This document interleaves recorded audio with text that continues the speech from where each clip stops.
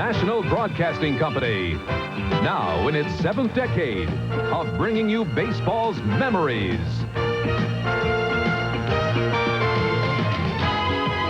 Baseball's milestones. Baseball's majesty. And baseball's magical moments.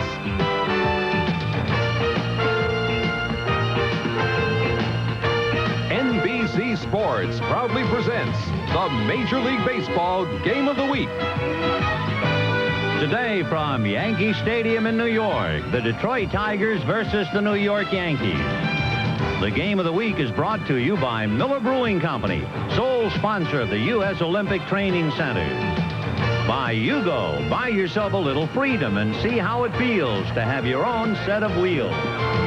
By Howard Johnson Hotels and Lodges. And by CarQuest, the right place to buy auto parts. Hi, everybody. I'm Vin Scully, along with Joe Garagiola. Welcome to Yankee Stadium in New York on a magnificent day. And as far as the Yankees are concerned, the sun is really shining. They have beaten Detroit 6 out of 7 times, pulled one out of the fire last night on a home run by Gary Ward in the 9th inning. So it'll be Frank Tanana going against Dennis Rasmussen. Rasmussen, in a sense, just recently called up from Columbus. Shows you what's been going on with New York. Even though they've won 5 in a row, even though they leave Toronto by 2.5 and Detroit by 3, the Yankees are usually in a state of flux. They've had 30-some-odd roster changes. It would take Philip Roth a good day to write the story of the Yankees and Columbus. What's going on now? Well, Lou Piniella has just come out from a meeting with George Steinbrenner. Let's find out about it, and we'll go to Joe. When we walked into the ballpark this morning, there were 4 Yankees on a disabled list. But, Lou, you were having a meeting with George Steinbrenner, the owner, and I had to wait for you. Can you tell us anything at all about that meeting? Well, we decided during the course of that meeting to put Ricky Henderson on the disabled list. He's not 100%. We're going to give him a chance to get some treatment, stay behind, take some batting practice, and we can put him on the disabled list as of last Sunday and have him ready for the Kansas City series. Who will replace him? We got Dennis Rasmussen that's going to pitch today. He's had 2 starts down in Columbus. We went to a 4-man rotation. He wasn't going to pitch here except get some work out of the bullpen, and we decided to give him 2 starts down there, keep him sharp, and he's going out to the mound today and do a good job for us, all 4. Can you quickly tell me why you think the Yankees can hold on? Well, we've got good pitching staff here. I like our starting staff. I feel that our starters are as good as anybody's in baseball. We've got a good bullpen here anchored by Dave Righetti, and we got that great constant defense. We played very well defensively, and when you have a combination of good pitching, solid defense, and the timely hitting that we've gotten, you're a tough team to beat. That you are. Okay, Vin, there it is. So come see the Yankees, and whatever you do, buy a scorecard. We'll check the starting lineups and have a lot more, all coming up right after this.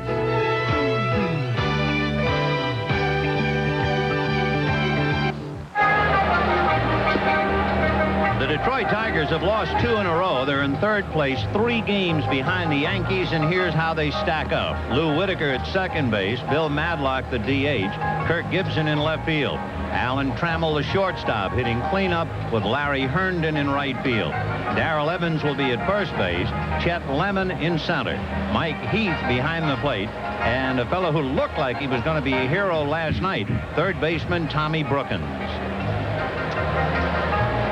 And you do need a scorecard for these Yankees. There's the defense.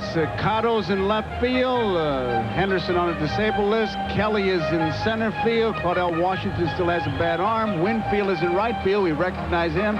It's Pagliarulo. Meekum is the shortstop. Bonilla, Mattingly, Cerrone behind the plate, and Rasmussen. And Rasmussen, who just arrived, called up after having been optioned to Columbus on the 19th and recalled this morning. He is 6 feet 7 and an 8-game winner.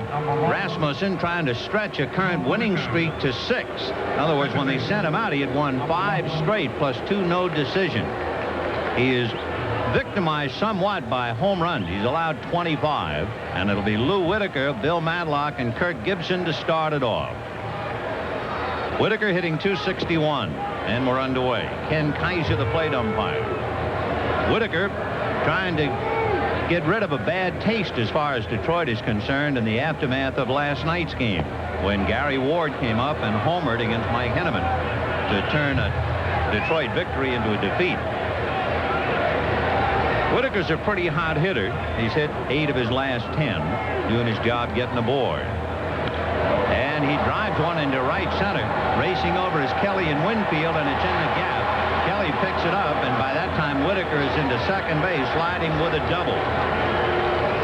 You know, the Tigers have been held without an extra base hit only twice this year. Back in April here in New York, and in July against the White Sox. Otherwise, they have at least one extra base hit every game they play. It's a ball club that can score runs. You just have to look at that lineup, looking at Madlock, Gibson, and Trammell, and the rest of them. There was a pitch that was inside. Rasmussen's first 2 pitches, he missed the strike zone outside, came inside, and Whitaker was waiting for him. Bill Madlock, who came over and apparently has helped revitalize the Tigers, and he has done that in the past to other teams. Breaking ball, and it's going to cost him a strike. I hope he was decoying. You don't want your designated hitter to be bunting for a base hit if your name is Madlock in the first inning. Especially a fellow who has won batting championships 4 times over in the National League. Give you an idea of just what he has done.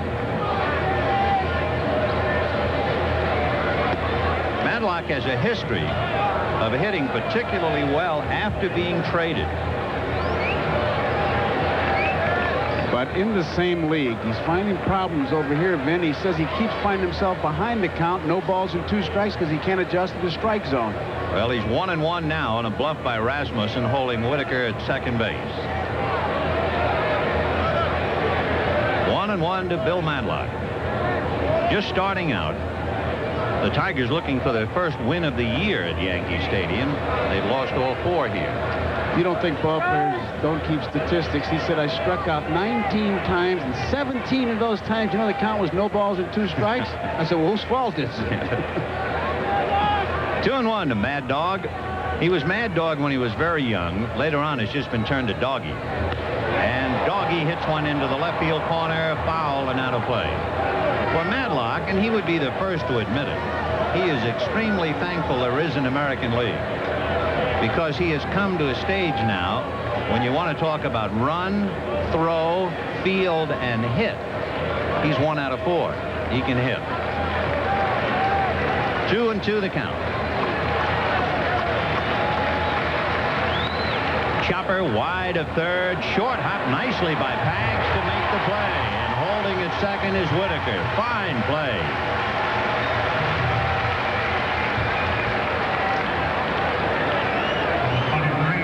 Garagiola made a good play last night to his left. This one he comes in and short hops that ball and maintains his balance in good shape. A good spot for Meacham to be in. He went over to cover third base because Whitaker had some ideas once he saw Pagliarulo break in.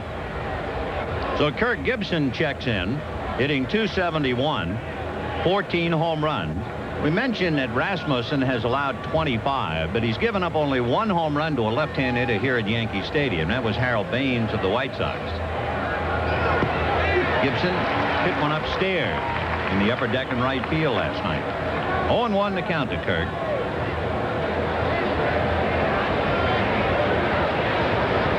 We're just starting out, 1 down in the first inning. Lou Whitaker, who doubled at second base. Time, no pitch. That last pitch is the one Rasmussen has to get over, that big curveball. He's got to get that ball over the plate, and it sets up his fastball. Rasmussen was the opening day pitcher back on the 6th of April against Detroit at Tiger Stadium. He only allowed 1 run. It was a home run by Larry Herndon. He went 7 innings. 1 ball and 1 strike. Dennis Rasmussen. Born in Los Angeles, out of the Padre organization.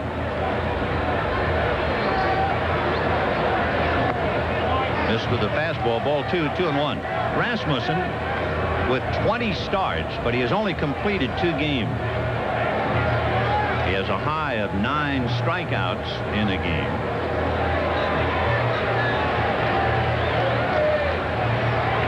Two and 1.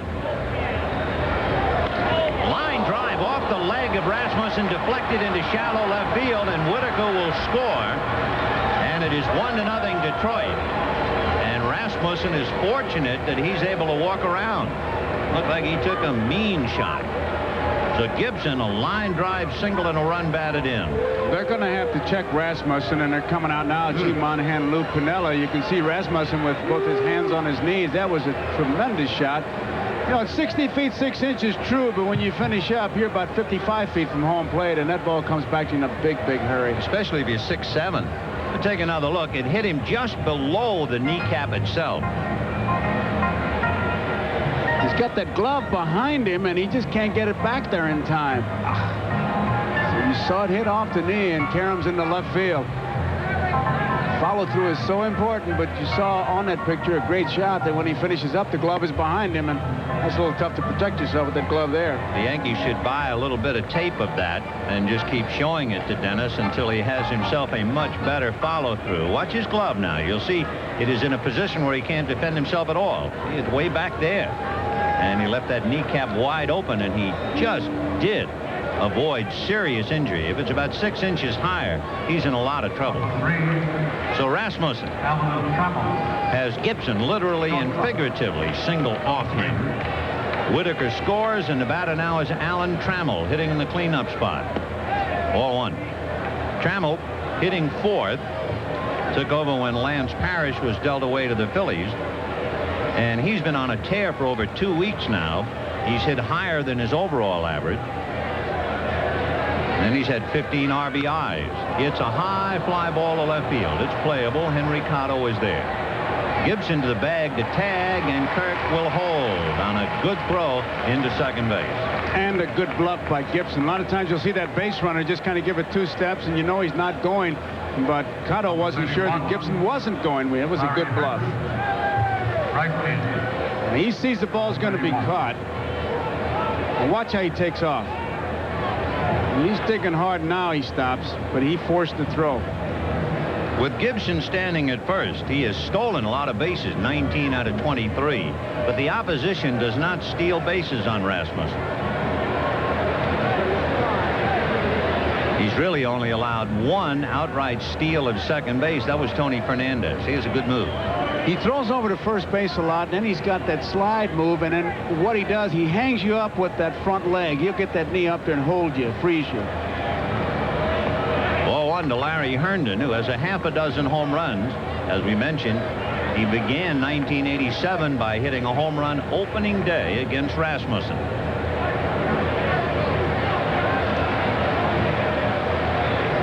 Herndon has been the #1 Tiger pinch hitter. 2 balls and no strikes to count. The Tigers have lost 6 out of 7. Twice this year they've lost 9th-inning leads to the Yankees, and they find themselves 3 games behind a team they feel they have to beat. We'll watch Gibson. 2-0. Tell you one thing, on that pitch to the plate, Gibson started to break back to first.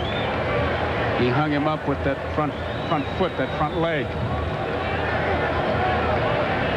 Dick Tracewski coaching at first. Alex Gramis coaching at third for Sparky.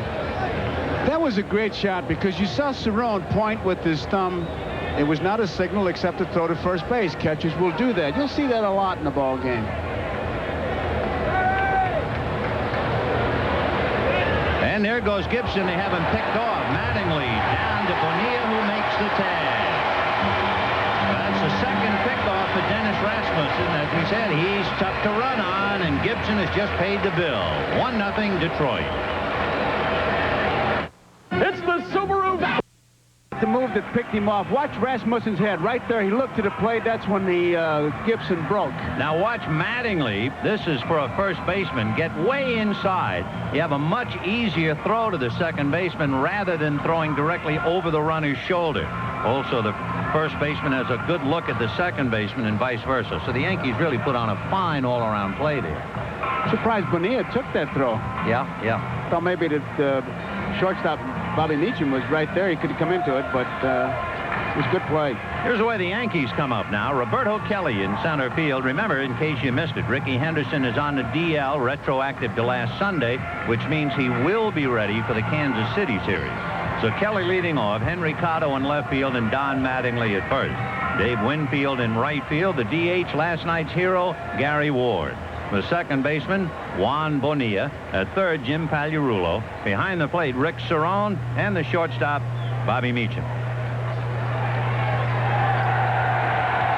Defensively, and it's a good one in the outfield, Gibson, Lemon in center field. Sparky says if it stays in the park, Lemon will catch it. Hernan is in right field. Brookins, Trammell, and Whitaker around second base, and what a combination that's been and will be for a long time. Darrell Evans at first base.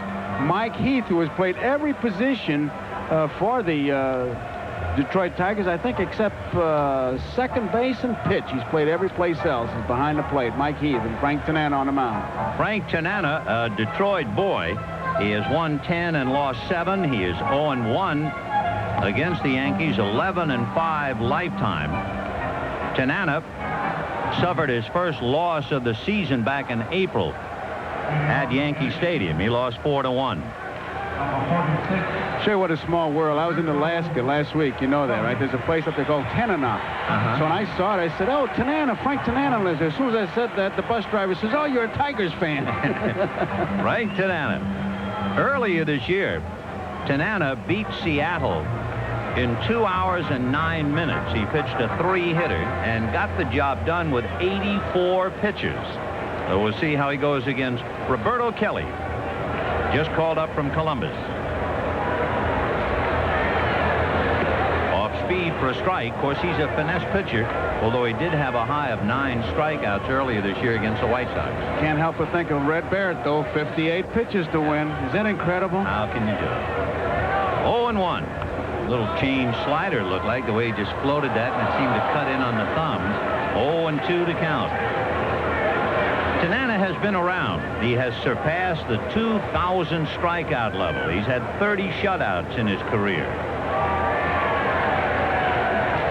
Yet, with glistening credentials, he is tied with Jim Clancy for being the losingest pitcher in the 80s. Big reason he was with bad clubs.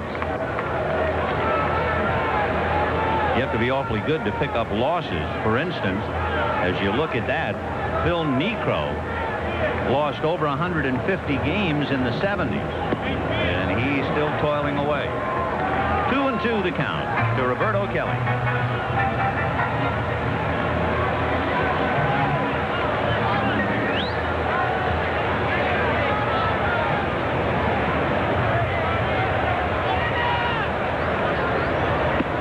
Got him. So Roberto Kelly opens up and strikes out.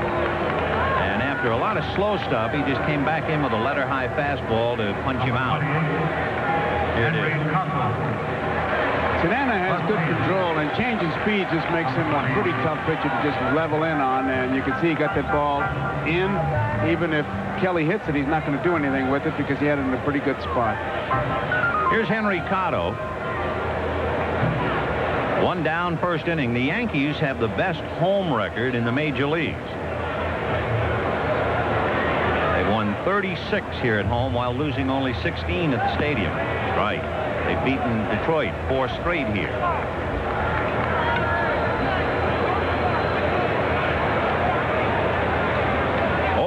The count to Henry Cotto. Don Mattingly on deck. Fake the bunt. It would move Brookins. And the count 1 ball and 1 strike. If you look at Mike Heath's glove, you'll see that one finger is hanging out, and you wonder maybe what that white thing is right by his thumb there. That's the thing that Johnny Bench used to always use to protect your thumb and to keep it from being bounced back. 1-1 to Cotto. Slow breaking ball inside. Cotto is a typical example of what has been going on with the Yankees. He began the season in Columbus. They purchased his contract on May the 4th. He was there for 15 games, and June 2nd they shipped him back to Columbus. They purchased him again from Columbus on June 5th. And here he is. He was outrighted on the 30th of June. Heath had broken his webbing on that. The webbing has become the most important part. There you see that what's sticking out of his glove is to protect your thumb. It kind of braces it. 2-1. 2-1. The count to Henry Cotto. Boy, that thing took forever to get up there, like a soap bubble. Catch him with a pair of pliers. There you go, 29 roster moves, 2 are from Columbus. I think somebody figured out it cost over $4,800 in airplane tickets to make those moves. Just missed inside. 3-2 to Henry Cotto. They even have a name for it here. I think it's called the yo-yo roster moves. The San Francisco Giants are making a lot of moves. About as many or even more than the Yankees. And down goes Cotto, way out in front of the off-speed pitch. It looks like he started that swing sometime early this morning, and the pitch came late this afternoon. Tanana's a big guy, and the change of speed, look at that, he's way out in front. I tell you, you need speed, placement, and movement, and you change speeds, it gives you almost an extra pitch, and he's got good movement, he's got good placement, and obviously changing speeds very well. Not how hard, but where you're throwing it, he's been very effective. Now his severe challenge with Don Mattingly, who has a look at a breaking ball away. Ball 1, 1-0. Mattingly, of course, very much in the headlines. Home runs in 8 straight games, 22 putouts, extra base hits in consecutive games. Just rolling along. 1-1. Mattingly, like Wade Boggs, likes to go deep into the count to see the pitcher's pitches. 2-2, 3-2 do not bother him. 1 ball and 1 strike to Don. Sidearm fastball, but he missed outside. That's one secret of Mattingly's success. Tanana trying to come by way of first base, and Mattingly didn't give an inch. 2-1.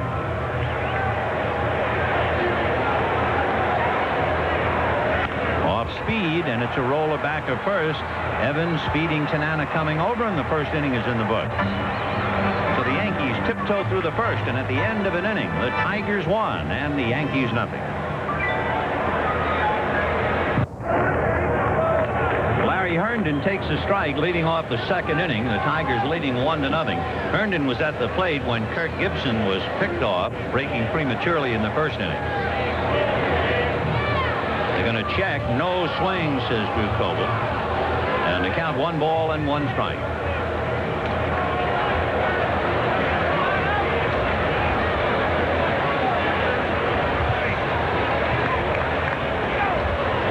Cerrone trying to get some help from somebody regarding Herndon. Fastball missed inside. Ball 2, 2-1. For the last 3 years, the American League Eastern champion was in first place to stay by the end of May. They really didn't have any runs in that last 3-year period. But this year, it looks like we're going to wind up with a dandy. Last night, Herndon was involved, and of course, the Tigers lost a 1-run game. It was somewhat of a freak play. You can see what happened. On a base hit into right field, Herndon is rounding third and going to score with 2 out. Winfield gets the runner at third before Herndon scored. So they did not allow the run. And of course, they lose by a run, so Herndon had to chew on that all night. Here's Darrell Evans. Evans hitting .255. Darrell with 21 home runs and playing just about every day. It's a great tribute to him.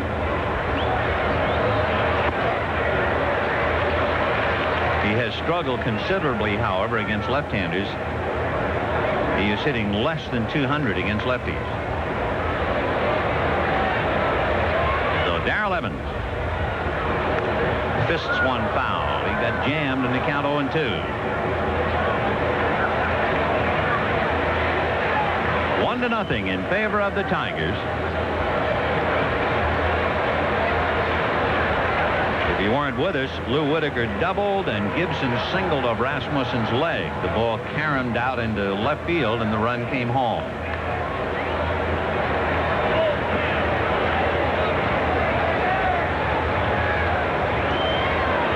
Herndon at first, held on by Mattingly.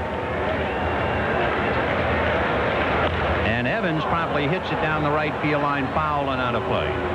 Darrell Evans, who is a DH and the first baseman for Detroit, is 40 years old, which would make him the oldest everyday player in the majors. As Sparky Anderson says that Evans' attitude has a considerable influence on this Tiger ball club.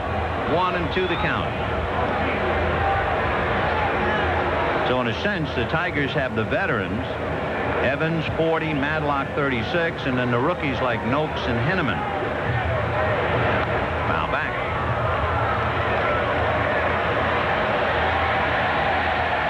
One ball and 2 strikes. Darrell Evans. He'll be followed by Chet Lemon. There's Chet. Whitaker and Evans, the only left-hand bats along with Gibson, 3 of the 9 hitters against Rasmussen. 1 run, 3 hits for Detroit. Nothing across for the Yankees, just the second inning. Big slow, so the Tigers get a Tanana pitch, and Evans strikes out. Big breaking curveball, which is his best pitch. He had that fastball in and out, and then really got Darrell Evans off stride, although he had a big cut, but it was all arms. He had already shifted his weight, had all been forward.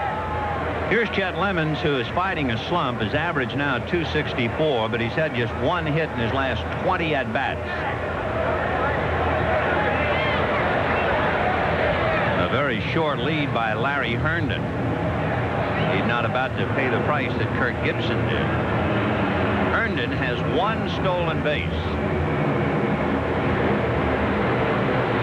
The opposition in the red against Rasmussen, they've stolen 5, but the Yankees have caught 8, and he's had 2 pickoffs.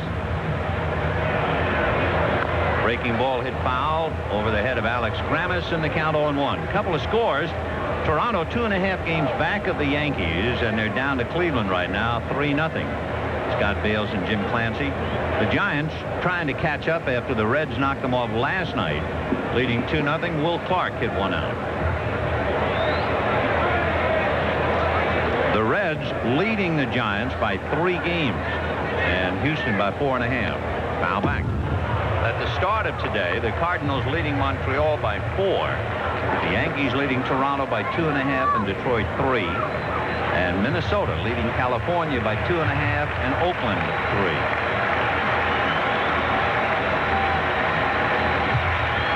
3. 0-2 the count. Chet Lemon, who's been striking out lately about a third of the time, hits this one foul down the right field line, back into the crowd. Asked Sparky about any strategy as far as running, and he says against Rasmussen, he said, you just don't like to do it because you really have to guess pitch, and I don't like to guess pitches. You know, in Detroit, right behind his desk on the wall is a sign which is good for all of us to remember. Here's the strike 2 pitch. Fouled away. The sign right behind Sparky's desk, and he uses it as a constant reminder. The sign says, each 24 hours, the world turns over on someone who is sitting on top of it.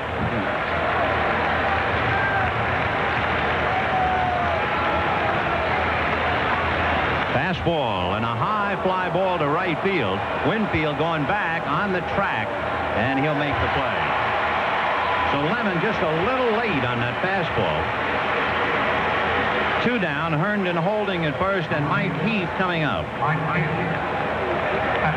I like Sparky's other sign, too, or you can leave me alone, I'm having a crisis.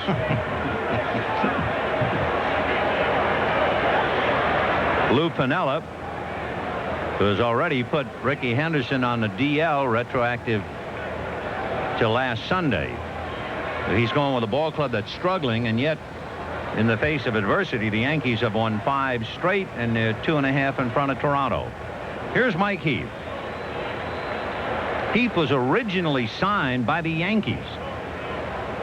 Off speed, ball 1. And his original position was a shortstop back in 1973. He played in the Yankee organization and actually wore a Yankee uniform in 1978. Then went over to Oakland, St. Louis, and now Detroit. And he can give you a pretty good job almost everywhere. Couldn't believe that he had played everywhere except pitch and second base, and Sparky calls everybody by, I guess, their baptismal name. He says Michael was a great acquisition. The 2-0 pitch is high, ball 3. last year, he hit over 360 against the Yankees. So Mike Heath, who had a dismal year in the National League with the Cardinals, came back to the American and is doing very, very well. 3-0. And that's ball 4. He snuck up on the plate just as Rasmussen turned his head. He crowded that plate. He was taken all the way, and he forced him outside. That'll bring up Tommy Brookins, who has a 5-game hitting streak. Brookins hit a home run last night with a man aboard, and it looked like he had given Detroit the win. And then Gary Ward hit one with a man aboard to win it for the Yankees. Brookins, with that 242 average, that's about where he figures to hit. He has never hit 250 or better in the last 6 years. When he hit that home run last night, it was the first home run he had hit since June the 12th. 0-1. He has 8. Fastball. 1 ball, 1 strike. He's got a great sense of humor. I asked him about a story I'd heard, if it was true. He said when Chris Patero went back to the minor leagues, he said to him, "Don't worry about it, Chris. Look at it this way. I'm the only guy ahead of you." Herndon at second, Heath at first, 2 out. Breaking ball missed. So Rasmussen, with 2 out, digging a little hole. And Mark Connor going to go out to the mound to try and counsel him. Rasmussen, we mentioned earlier, had won 5 straight. He had 2 no decisions, but they weren't too happy with his earned run average. He was over 4, and they sent him to Columbus. Just the way Connor was talking and acting, and the guys were looking at each other, I guarantee you he just simply said, "Quit trying to nibble and throw some strikes." Well, we'll see now if he comes right back with a strike. 2-1 to Tom Brookins. Fastball. Foul tipped to the plate in the count 2-2, and that took a bite out of Rick Cerrone. And what's the umpire doing? Looking at the ball. You got that right. Of course, Cerrone, you have to really watch him if he takes a look on the arm. After all, he made his debut as a pitcher against Texas. Threw a knuckleball, and he also said he mixed in a spitter. And he pitched to Mike Witt. 2-2. 2 on, 2 out. 1-0 Tigers, top of the second. Fastball fouled off. Tommy Brookins up there with the count 2-2.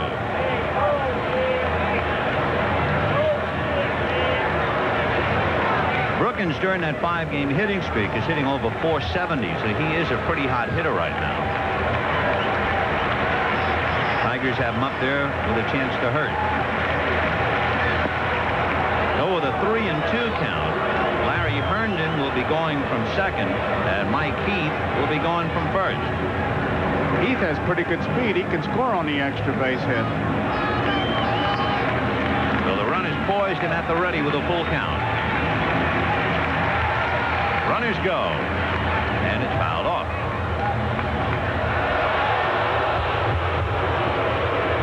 So Herndon returns to second, and Heath to first. The Tigers and the Yankees played last night. Today, they play tomorrow. Next week, the Yankees go to Tiger Stadium and start a 4-game series on Thursday night. Runners go. Fastball popped in the air off first base. Mattingly coming over near the seats, but he has a play. No runs, 1 hit, 2 left, and at the end of an inning and a half, the Tigers won, the Yankees nothing. A couple of things you might think about as you look at the standings. The Yankees swept Detroit way back in April, and in a sense, that's the difference in the standings. When they swept the Tigers, Detroit was without Gibson, who had the rib cage injury, and Alan Trammell. The Tigers at this stage are still just 1 game back in the loss column. And another thought, in each of the final 4 weekends, Toronto will be playing either Detroit or New York. So it figures to be a dandy in the American League East right down to the wire. And this is the time of the year then where the air starts to get a little thin. A little tougher to breathe. Dave Winfield, followed by Gary Ward and then Juan Bonilla. Winfield went the distance in the All-Star game. And since that time, he's hit 200. Dave hitting overall a 283, and the big guy with 21 home runs. Hit off the end of the stick. Bad hop. Hits Whitaker in the chest, but he has plenty of time, and one down. The Whitaker, with the luxury of playing second base, just keep the ball in front of him. He's down on the ball. It just hops over his glove, but being in front of it like he was, he's able to block it and makes really an easy play out of it. Plenty of time. Last night's hero, Gary Ward. They got a knee-high fastball and hit it inside out against Mike Henneman into the right field seats to give the Yankees the victory. Ward with a dozen home runs. There's ball one.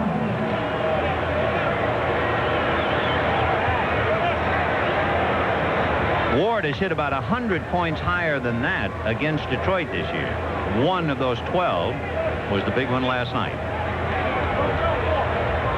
Change, and it's a fly ball to right field. Herndon started in on the ball. So 2 down. The difference, I guess, between hitting a fastball and a change. Kind of like Tanana, too, Vin. He gives you what they call that nice, comfortable collar. You go back and you say to yourself, man, wait till next time. And you say that the next time. And you look up in the morning paper, you're 0 for 4. You've run out of next time. That's about it. Here's Juan Bonilla.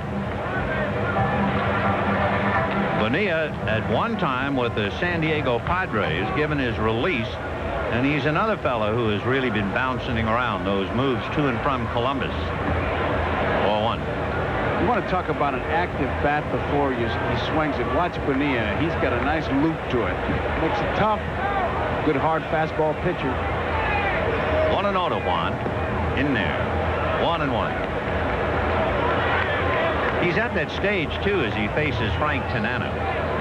He is thoroughly enjoying, I guess you could call it a reprieve. Ball 2, 2-1. Bonilla now just about the first man to the ballpark and the last man to leave it. He began the year as a player coach in the minors. 2-2, and he was going to hit that thing all the way to Columbus.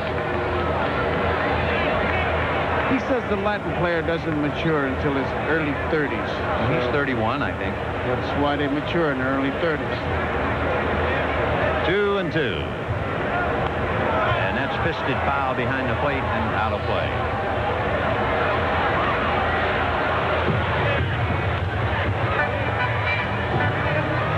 In favor of the Tigers. Lou Whitaker double, scored on Gibson's single. It's Frank Tanana and Dennis Rasmussen. Yankees leading Detroit by 3 and Toronto by 2.5. Fast one got him looking on the inside corner. Boy, that Tanana does some job of lulling you to sleep, and then he pulls the trigger. It's his 3rd strikeout. We'll be right back after these messages from your local station. This telecast presented by authority of Major League Baseball may not be reproduced or retransmitted in any form without the express written consent of Major League Baseball. Then to give you an idea, Rasmussen's made 44 pitches in 2 innings, 24 strikes, 20 balls, 5 of 9 first ball pitches for strikes. See what he does with Whitaker. Starts him down and away. Ball 1. Whitaker doubled to right center and scored on the base hit by Kirk Gibson, and that's the ball game right now. 1-0 Tigers, top of the 3rd. Last night's game, Whitaker had on a bright orange glove and a black glove, and I said, what's the significance of the orange glove? He said, it's just a feel. Today I'll probably wear 2 orange or 2 black. It's just a feel. There they are. 1-1. Ball 2, 2-1. Lou Whitaker and Alan Trammell, boy, they go together like those batting gloves. They sure do. 10 years. When they first came up, you would have told me that Trammell would be batting 4th and Whitaker would be the hitter he is. It just didn't seem like they were like 2 kids if you just missed a Little League bus. Boy, they're stars. Foul back. Whitaker, who has 11 home runs this year, he hit 20 last year, and that's what they have done. They're remarkable. And they've had over 25 third basemen, over 25 first basemen, while they just roll along. Chin music, ball 3. 3-2 to Lou Whitaker.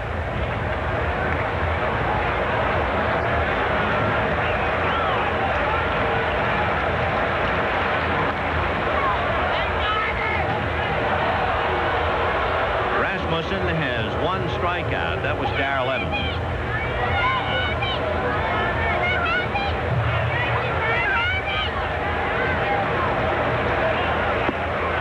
And he's walked him with an inside fastball, so Whitaker starts the inning, and that means a very dangerous way to pitch.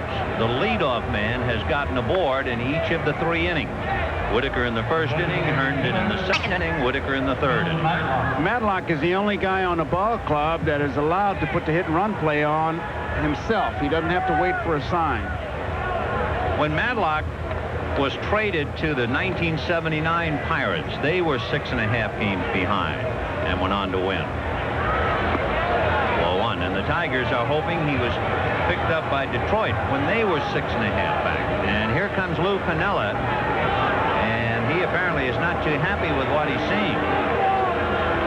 Rasmussen has good stuff, but apparently has a love affair with the off-speed pitches, and it's one of the things they say, throw strikes, use that good fastball, and it may be that Piniella, looking at the leadoff man getting on behind hitters, he's just not going to wait too much longer. He has Brad Onsberg, a right-hander, throwing in the Yankee bullpen. We'll see whether Piniella is just counseling his pitcher. Remember, Mark Conard went out there in the second inning. Piniella taking plenty of time. That was the case of where Piniella said probably to Cerrone, now when Kaiser starts out, you let me know and I'll head for the dugout. He was just buying some time.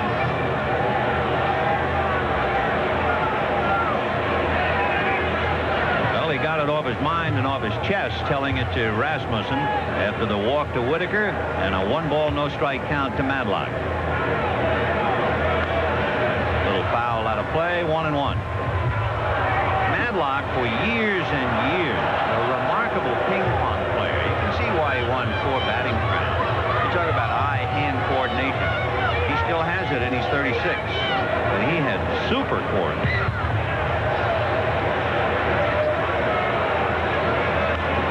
It's a pop fly into shallow center. A trio of Yankees. The middle man is Kelly, and he will make the catch. Has anybody here seen Kelly?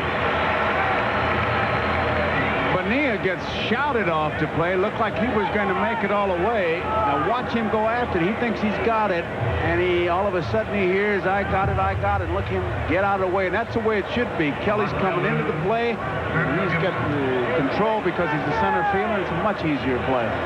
So 1 away, Whitaker holding at first, and Kirk Gibson, who hit that shot just below the right kneecap of Dennis Rasmussen in the first inning. Gibson at the plate hitting .274 with 48 RBI. Right. 1-1.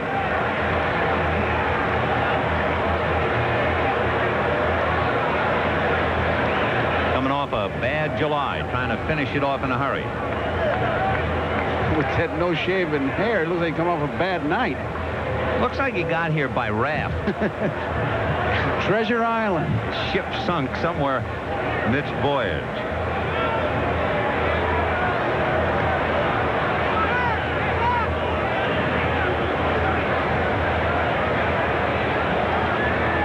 To Gibson, Whitaker at first.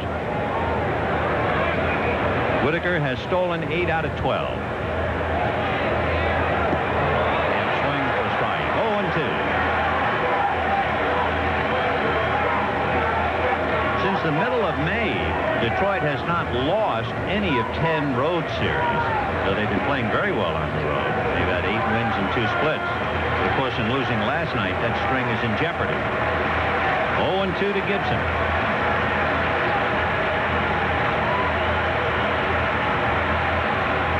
And that gets away from Cerrone, and that does the job. That gets Whitaker over to second base. Takes away the possible force or even double play. Bounces in front of Cerrone. He did shift. Take a look at where that ball lands.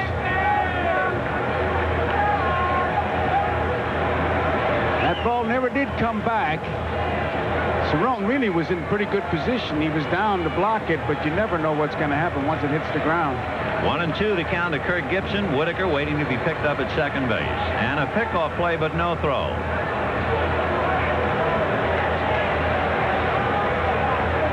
On deck, Alan Trammell.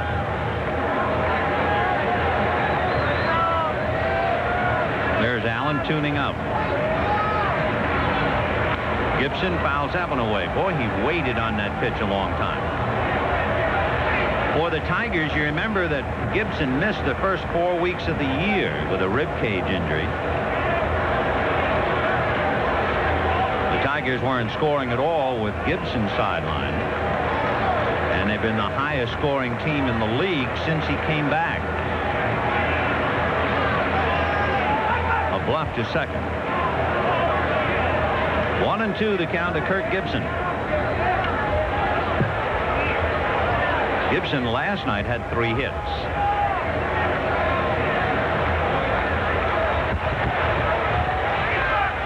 Gibson, you talk about putting on a gamer.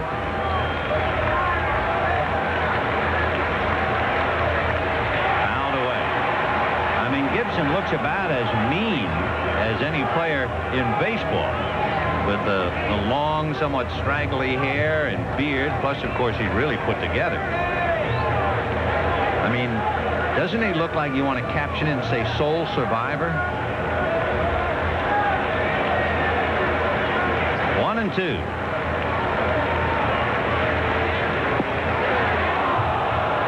is 6'3", 215. So Rasmussen trying to hit that outside corner at the knees, and he's gone 2-2. Where would you want it now? Still down and away, or would you? Oh, no, I wouldn't come inside. No. No way. And another fake. So Whitaker walked, wild pitch to second, waiting to be picked up with 1 out.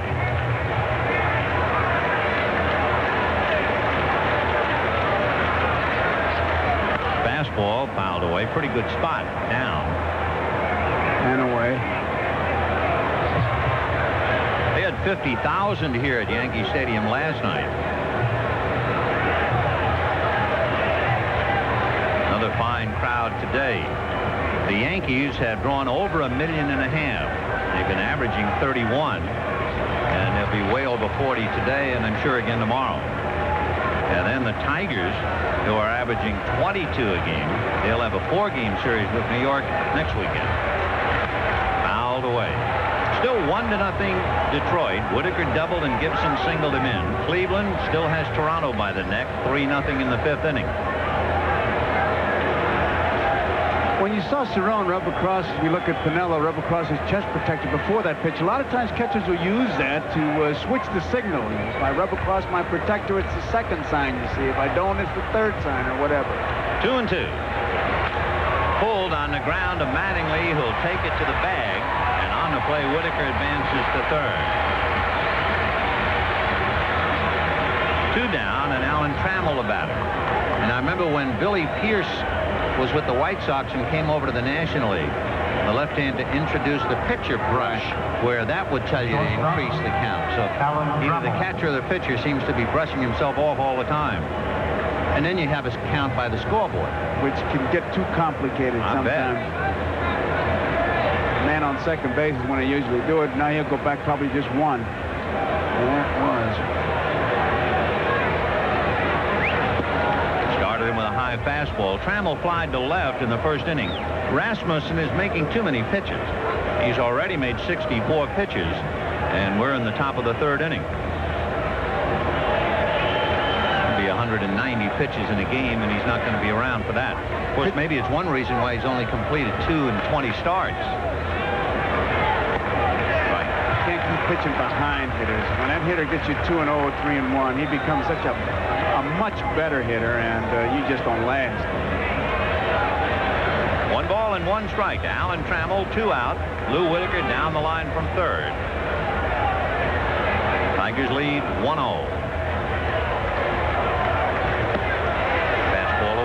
There's a shot that we had with showing a base runner and the pitcher coming to a set position. I can't understand why a pitcher, a left-hander especially, comes to a set position with the man on third. He can't really see him.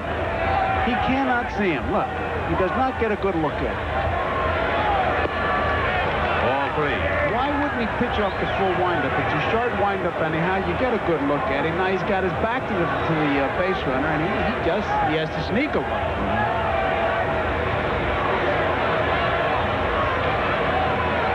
3-1. All fastballs, and he hit one into right center field, and that picks up the run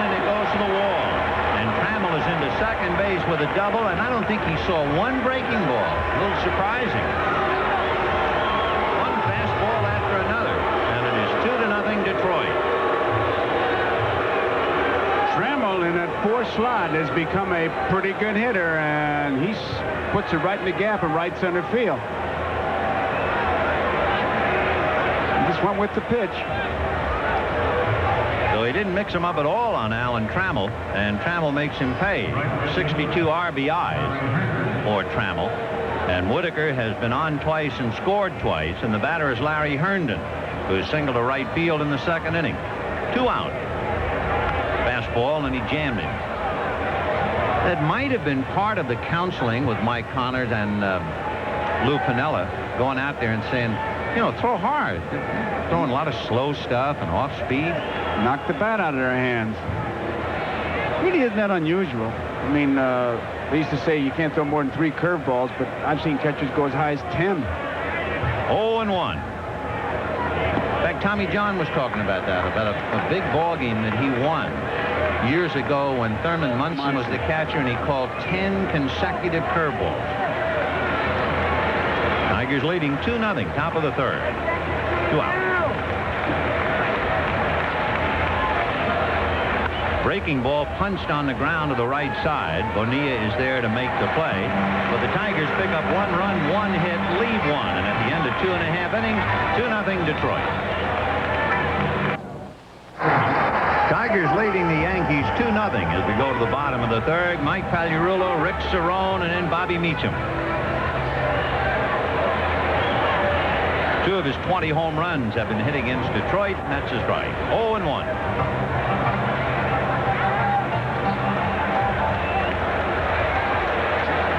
Last night, Pagliarulo had a 2-run home run against Walt Terrell. In there. The Giants increasing it. Will Clark has hit 2 home runs, 1 with a man aboard. Kevin Mitchell has chimed in, and it's 4-0 Giants in the 4th inning. The Giants beginning the day 3 back of the Cincinnati Reds. So that will take care of Pagliarulo. 44-year-old Tommy John, who was going to coach baseball at North Carolina and instead has won 10 games for the Yankees this year. In fact, in his 20 starts, the Yankees have won 16 games. So he has become a vital force for the Yankees' success this year. Always an interesting guy to talk to, and he was telling me today about Ben Hogan. Cerrone takes ball 1. And he said the most in-depth questions from a non-baseball person came from Hogan, and he learned from him. Hogan said he always knew which side of the fairway to miss his shot on. Change in there. And Tommy translates that to pitching. He knows which side of the plate to miss on. It was no accident, no coincidence that when Don Mattingly had the 22 putouts, Tommy John was the pitcher. 2-1 the count to Rick Cerrone, the pitcher and catcher. He pitched, in case you missed it, in an overwhelming game where the Texas Rangers beat the Yankees 20-3. High fly ball into right center. Coming in is Herndon, and a little unsure, he picked it off as Lemon came up in a hurry.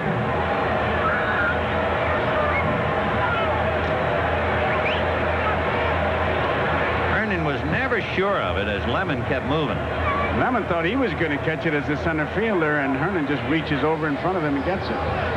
You know, the other side of the coin of that one-sided game, I thought it was pretty neat what Sparky did in that 10-1 game. Reggie Jackson coming up, he brought the right-hander in, not to give him an easy pitch, but he said he ought to have a fair shot for a home run on his last time at bat in Detroit. Bobby Meacham fakes a bunt, takes a strike, and the count 0-1. And in that 20-3 game, when they sent Bobby Witt up to bat against Rick Cerrone, and Cerrone said they shouldn't have done that. He said, I could have been wild and hurt him. The strike 1 pitch. By the way, when Cerrone pitched, they put the speed gun on his fastball, and I understand as high as he got it was 81. 1 ball and 1 strike to count to Bobby. Ball 2, 2-1. It's 2-0 Detroit. 2 runs, 4 hits. The Yankees, no runs, no hits. Tanana has retired 8 in a row, striking out 4 of them. Meacham's been on and off the disabled list, as well as going back and forth to Columbus. So Frank Tanana with a high of 9 strikeouts against the White Sox, and he has 4 already today.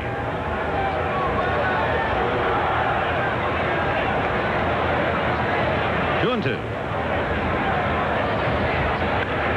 that's it to straightaway center. Lemon has it.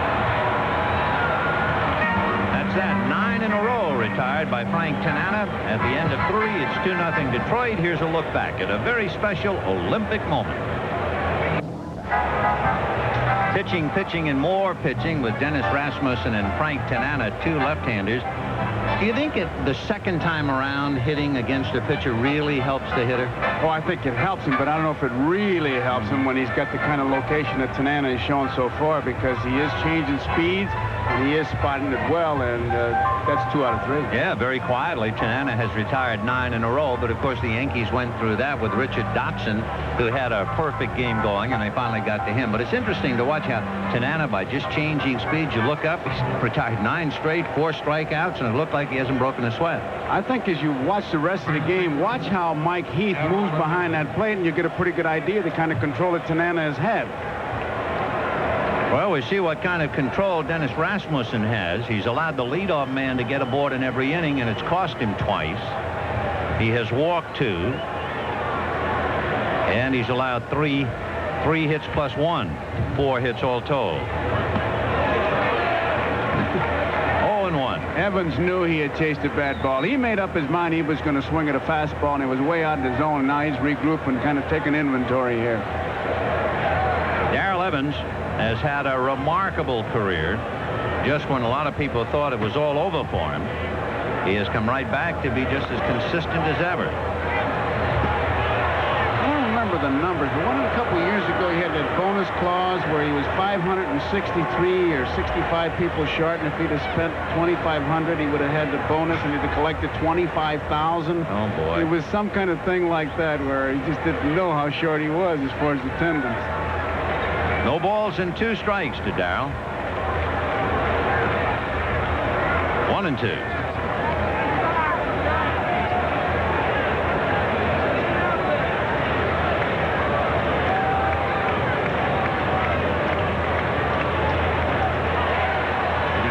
Of it, he did, and he's still there. Cerrone couldn't hold on to it, and it's still 1 ball and 2 strikes. Remember the last time he was up, he struck out on a big, slow-breaking curveball, and it looked like he was kind of maybe halfway looking for that, but with 2 strikes, you're just looking for the baseball. You're not really looking for a particular pitch.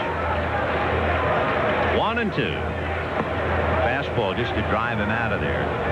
2-0 Tigers, top of the 4th. Rasmussen and Tanana.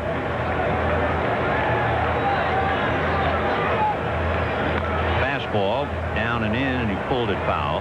So it's still 2 balls, 2 strikes. I'd say from the way he's pitching Evans, somebody had a little conversation with Rasmussen. On deck, waiting his turn, Chet Lemon.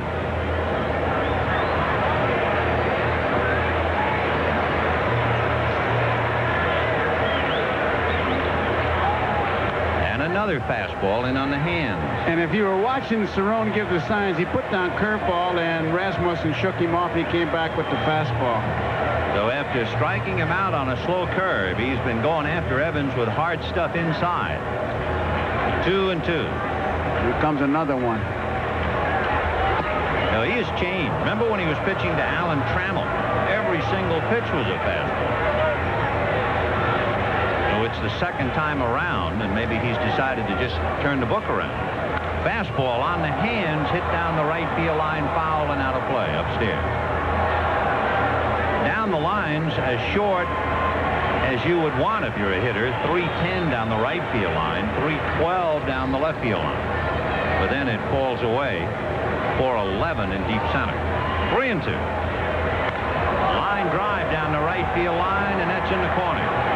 Winfield playing the carom, holding it to a single on a good throw.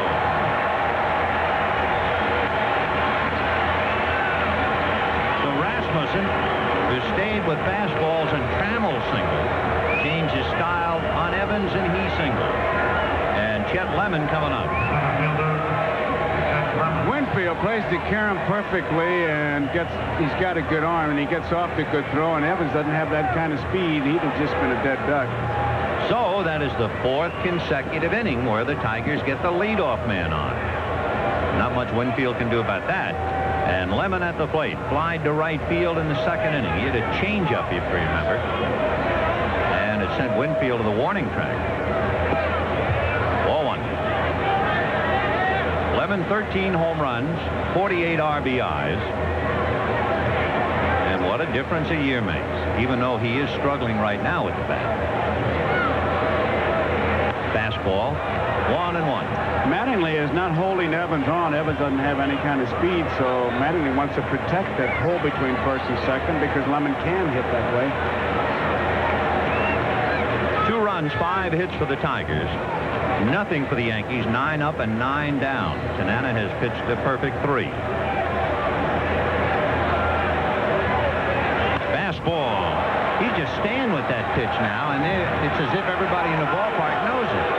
I'm surprised. It's just one fastball after another, and he's in a hole. 2 on, nobody out, and Mike Heath coming out. He's not going to stay with it very long, I'll tell you that, the way they're hitting him. Ball was up, and Lemon just pulls it, hits it very hard, and Mike Heath's the batter now, and the Tigers got something going. With 2 on and nobody out, Juan Bonilla over to talk to Mike Pagliarulo for a moment, and the second baseman now going back to his position. And Brad Arnsberg is up again in the Yankee bullpen, and here comes Lou Piniella. Whitey Herzog would refer to the way Dennis Rasmussen is pitching today. He would call Rasmussen a top stepper, and that's where Piniella has been. He's been on the top step or out on the field for 4 innings. Pat Clemens, a left-hander, has joined Arnsberg in the Yankee bullpen, and Piniella wants to talk to Pagliarulo right after Bonilla did same. Heath, Brookins, and Whitaker, with Heath and Brookins right-hand batters. It may be that Piniella's just buying time and may make a U-turn. By the time he gets to the dugout, we'll see. I tend to doubt he was setting up a defense. Well, we were talking before about the second time around for the hitter, and it is very obvious that Rasmussen is pitching the hitters totally different the second time around. But he's not fooling anybody. And his fastball hurt him in the 3rd inning, and now back-to-back in the 4th. And Piniella, a top step. See what that left foot is? That's what Eddie Lyons calls them, top steppers.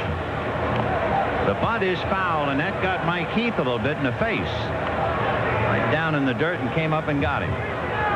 0-1.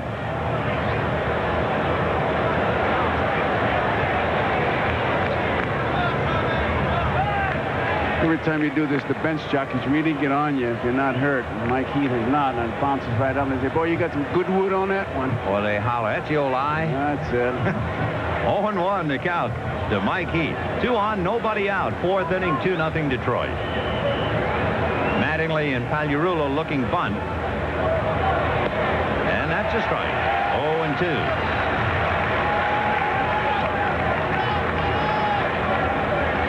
Mike Heath, by the way, has not sacrificed this year. Again, another quick look at Alex Kramis. 0-2.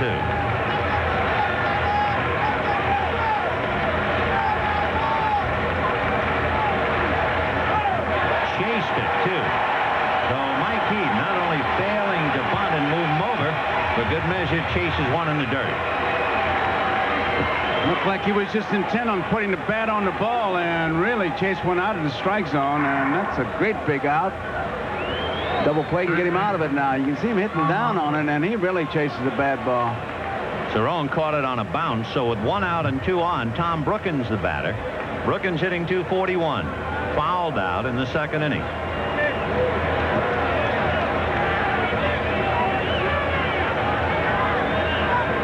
There's that straight change. First one he's thrown in a while. Come to think of it, after all the fastballs, he threw a curveball in the dirt and got a strikeout, and now comes back straight change to Brookins. 1 ball, no strikes. Fastball fouled away. Evans at second, Lemon at first. One away in the fourth, 2-0 in favor of Detroit, trying to win their first game of the year at Yankee Stadium. They've lost the other 4 here.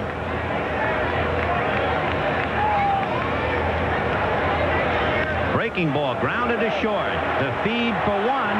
They'll get the double play. No runs, 2 hits, 1 left at the end of 3.5. 2-0 Detroit. That's Tanana's work for 3 perfect innings. And of those strikes, 24 of them, 12 have been called, so they are taking a lot of pitches. He's allowed 3 fly balls and into the bottom of the 4th. Roberto Kelly, followed by Henry Cotto and then Don Mattingly. 2-0 Detroit in the 4th. Tanana 0-1 with the Yankees this year, trying for his 11th win. Fouled off. 0-1. Evans, Whitaker, Trammell, and Brookins, Gibson, Lemon, and Herndon in the outfield. Heat behind the plate. Roberto Kelly, playing, of course, for Ricky Henderson, who is on the disabled list in case you just joined us. Put on retroactive to Sunday. He'll be ready next week against Kansas City, which means he will miss the next 5 games with Detroit. Tomorrow plus all 4 in Detroit.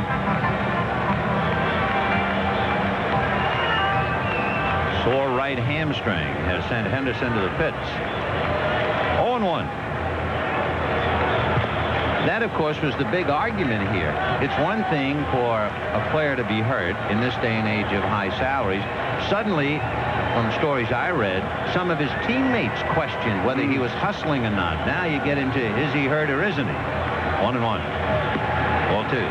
I think there was one game where he didn't run out of ball, didn't chase one to the wall, and that kind of got him upset. So it's a tough thing when the guys start to question you in the clubhouse. And, of course, we all learned a great lesson with James Rodney Richard in Houston. Little fly ball to center. Starting back was Lemon, but he has it all the way. The graveyard out there. 4-10 to straightaway center. 1 down. Henry Cotto struck out in the first inning. There's the expanse. You can get hurt down the lines, but you have the luxury of the long out to center, left center, and almost right center. There's a difference of about 25 feet. It's shorter to right center than left center. And that center field has been shortened. Yeah, and how? Was it, what, 481, I think, way back when? Different time zone. Yeah. Good breaking ball for a strike. 0-1. The old Polo Grounds in New York was about 460, something like that, to the Eddie Grant Memorial in center field. Good pitch. 0-2. That's Nicker, because Rocky Bridge is one of my favorite guys. Playing second base for the Angels. The ball went out to the monuments out there, and you could hear the big guy coming down to get him. Scarney's howling, somebody throw me the ball. Miller, Huggins, Babe Ruth, anybody. 0-2 the count to Henry Cotto. It's 2-0 Detroit in the 4th inning. 4-1. Did you read about Joe DiMaggio in the papers the other day? DiMaggio went to the racetrack. You know, he wore number 5. Yeah. Retired number. Bet on the 5th horse. Bet $50, I think, or maybe $5. And the horse paid $55. One of the great strings of 5s I remember was right here at Yankee Stadium. In 1952, it was October the 5th. Carl Erskine was pitching for the Dodgers. It was his 5th wedding anniversary. Game 5. The Yankees scored 5 runs in the 5th inning. Ground ball to third. Tommy Brookins throws him out. 2 down. Did Erskine feel lucky? He won the game 6-5. Yep. And if I remember, I think it was 5 minutes past 5 when the game ended. So that's the best string of 5s I know of. 2 down, and here's Don Mattingly, who grounded out in the first inning.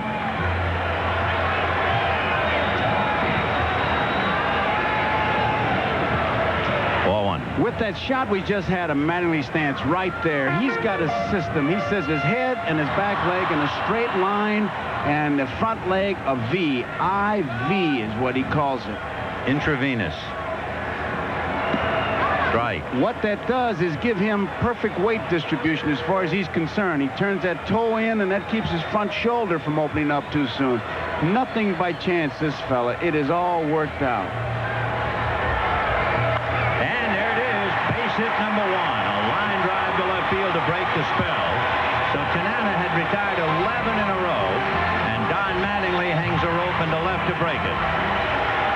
And when you talk about hitting, what he says, I lay back and I want to trust my hands. There it is.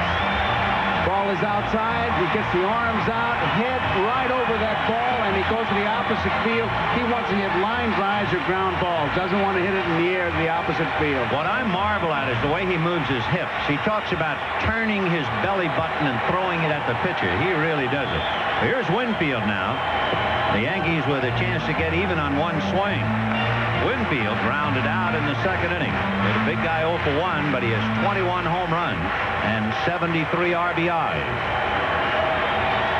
And there's that 5. 5 straight. DiMaggio did it 7. 1 ball, no strike. Ball 2. So Tanana now, first pitching out of a stretch for the first time, and faced with his challenge. On deck, Gary Ward.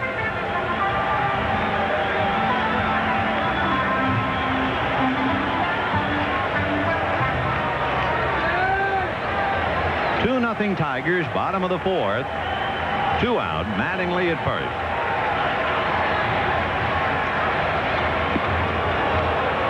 Another soap bubble just floats up there. 2-1.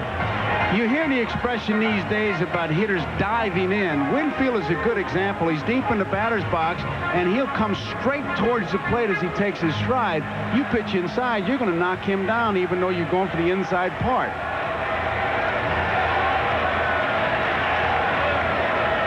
Foul back, 2-2. So big Winfield trying to get him even. You notice lately, too, Vin, they're checking bats. We saw it with Guerrero, and they're checking them here now. And, of course, they had a big rhubarb with the Mets on Howard Johnson's home run. Whitey Herzog, Tony Pena, saying he had corked the bat. Well, I guess that means we have officially stopped talking about the ball. Now we'll talk about the bats. Eventually, they're going to get around to the talent on the mound, which is where the story probably belongs. 2-2 to Dave Winfield. Ball 3. There was a story in the paper I read, and this is hard to believe. There are 140 pitchers in the major league who have either been released by another team or have 2 years or less of major league experience. That means you have a lot of fellas on the mound who are not really equipped to be on the mound. Unless they got a lot of insurance. And then they talk about expansion. 3-2. Mattingly goes, and it's popped up. And what a great pitch. Winfield had all his weight on his front foot. And it'll be Lou Whitaker, the man in charge, so they leave Mattingly.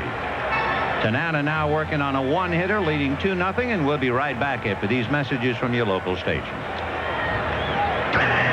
Remember, a few moments ago, we showed you the numbers of Frank Tanana, the fact that his projection would be 108 pitches. But look at Dennis Rasmussen. What a contrast.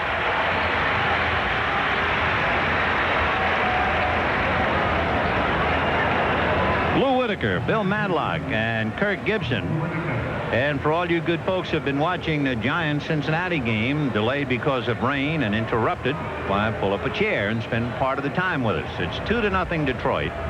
Frank Tanana has allowed just 1 hit, and Rasmussen has allowed the leadoff man to get aboard in every inning. Whitaker led off the game with a double and scored, led off the third with a walk and scored, and that's it. 2-0 Tigers. Shot, and would you believe it, 5 straight innings the leadoff man is aboard. So Whitaker is 2 for 2, and that would be 7 hits for Detroit, and the batter Bill Madlock. lost a hit on a good play by Mike Pagliarulo and flied to center in the third inning. Leadoff man gets on, man. You're checking the gas tank with matches. Boy, inning after inning.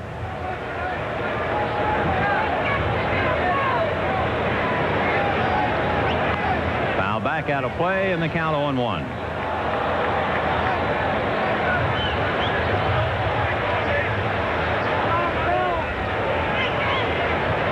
It is not an official game, as you can see. The Giants leading 6-0, top of the fifth inning. And rain. 0-1 to Matlock. Rasmussen pitching one of those games where the bullpen is throwing almost as much as he is. Brad Arnsberg and Pat Clemens have been up, and Arnsberg up again. Big spinner. 1-1. That's a good point, Vin, because I tell you, you really have to know how to warm up, and a fellow like Rasmussen makes it tough because I think he was about a pitch away from being taken out, and now you're up again. It's a yo-yo day out there. Fastball lifted into shallow right field. Bonilla out. Winfield in. Good over-the-shoulder catch by Bonilla. And Whitaker holding at first base. That's a tough play for an infielder. Bonilla seemed to have it all away and makes it look fairly easy. One good thing you notice, he didn't need his sunglasses. It is not a bright day, and that helped him. And no appreciable wind. So one away, and Kirk Gibson, who hit a shot off the kneecap of Dennis Rasmussen for an RBI in the first inning, grounded to third. Grounded out, getting Whitaker to third in the third inning. Ball one. Good save by Cerrone. I'm sure if you're a hitter, you walk up to the plate against a guy who is 6'7", and the first thing you think of is he's got to throw hard. Sure. And he doesn't. A big guy like that, it almost feels like he's going to step on you, too, and gives you the feeling you're really hitting uphill. 1 ball and no strikes.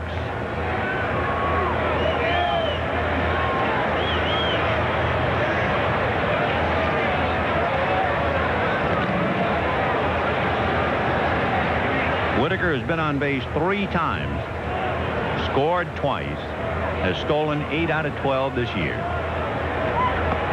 In at the knuckles. Of course, Sparky obviously wants Gibson to have his hacks, and he would just as soon keep Mattingly on the bag.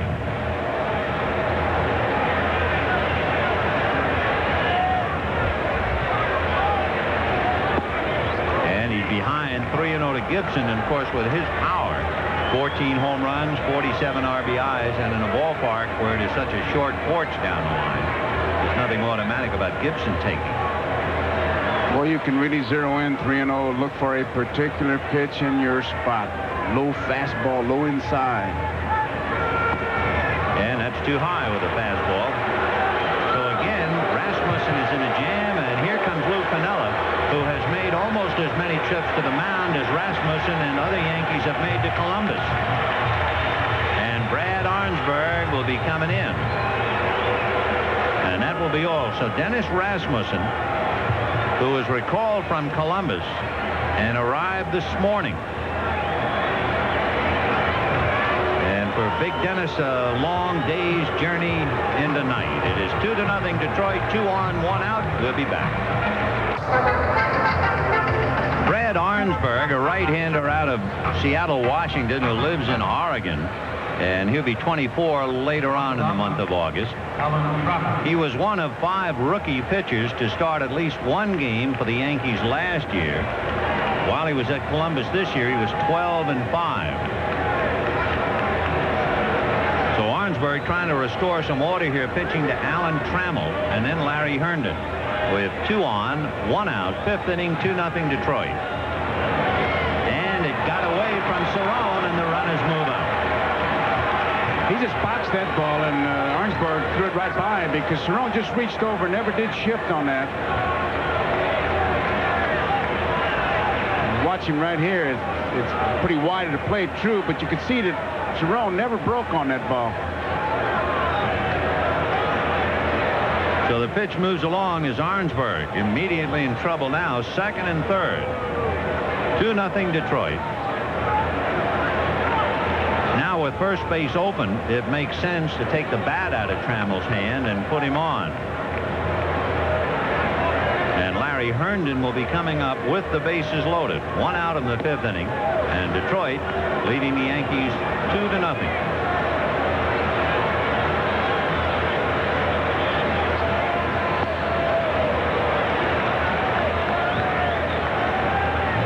Here's a spot that if you're Herndon, but it looks like he's going to be brought back, and we're going to have a pinch hitter, Sheridan. Pat Sheridan. I was going to say, you go up there saying, well, he's walked one intentionally in a wild pitch. He's going to try to get ahead of me, and you just look for that fastball and get your cuts.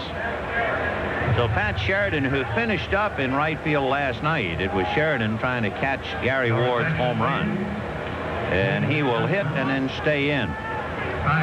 He's 1 for 11 coming off the bench as a pinch hitter. Pat Sheridan. So the Tigers with a chance to break it open. And Lou Piniella, now that Sheridan has been introduced and is officially in the game, will now come in with Pat Clemens.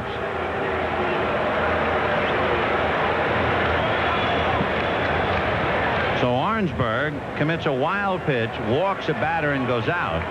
And Clemens will now come in to try his luck against Sheridan. So it is 2-0 Detroit with 1 out in the 5th inning and the bases loaded. Here's another edition of Baseball Remembers.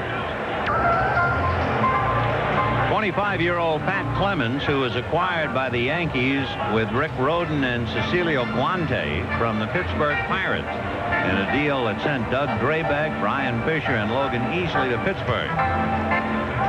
Clemens, who came up originally with the California Angels, 2-2, he saved 4, and he has a tough spot. Bases loaded, 1 out. He has to throw strikes and do it immediately against the pinch hitter, Pat Sheridan.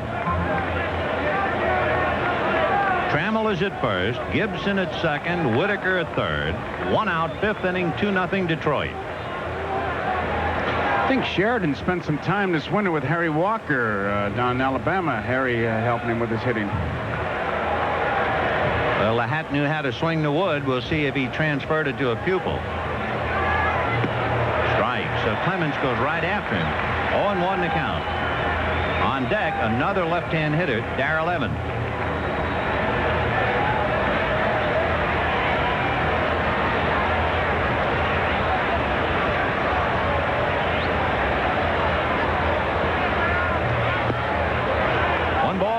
Strike. Clemens gets a little bit of a hesitation in his delivery. Once he gets that ball out of his glove and starts to the plate, watch what he does with it when it's behind him. He kind of just a split second there in motion.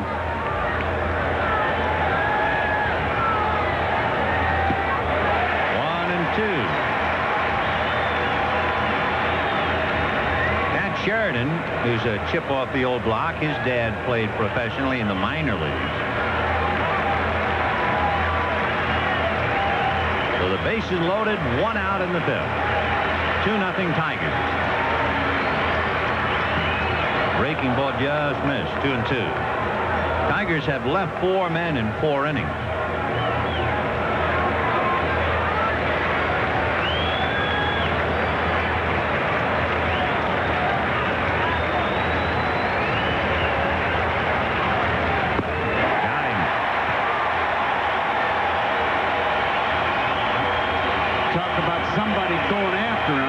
Exactly what Clemens did. Last pitch was just a good fastball to it right for the center of the plate. Much to say, I'm going to give you my best pitch, try to hit it. So Sheridan strikes out, pinch hitting with the bases loaded, 2 down, and Darrell Evans the batter. Evans struck out and singled to right against Rasmussen.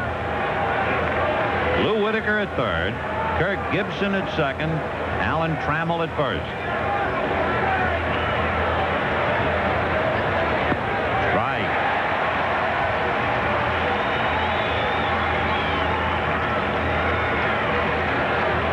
The Tigers are 7 games under 500 against left-handers.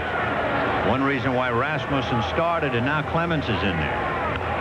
Fouled away, 0-2. And of course, Guidry started last night. And the Tigers Tigers, if there is a left-hander available, the Tigers figure to see him. And that's it. Crowd now trying to root Clemens out of the jam. 0-2.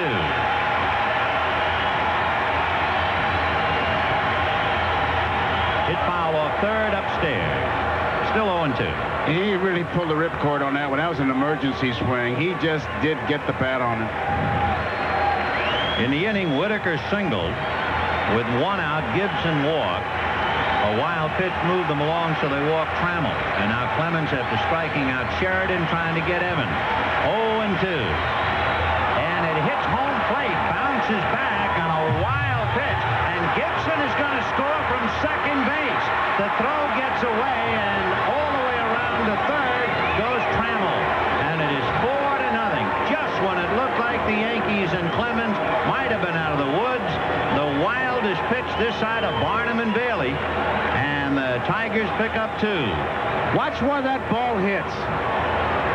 Right on the corner of the plate, goes straight up. Cerrone knows it's behind him, doesn't know exactly where it is. And Kirk Gibson, a tremendous piece of base running, he didn't hesitate. And you can see they're motioning to come on in, and it is not even close. The most dangerous part of that is the high five that he gives. Here comes Gibson sliding in. I mean, he gets up. See that throw get away? Trammell almost had a shot. Yeah, they could have scored 3. And that's promptly hit into center field base hit, and it has become a big inning. 5-0 in favor of Detroit. They've gotten 2 wild pitches in the inning.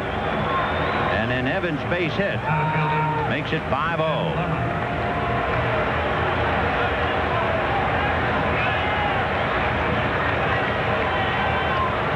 Whitaker and Gibson belong to Rasmussen.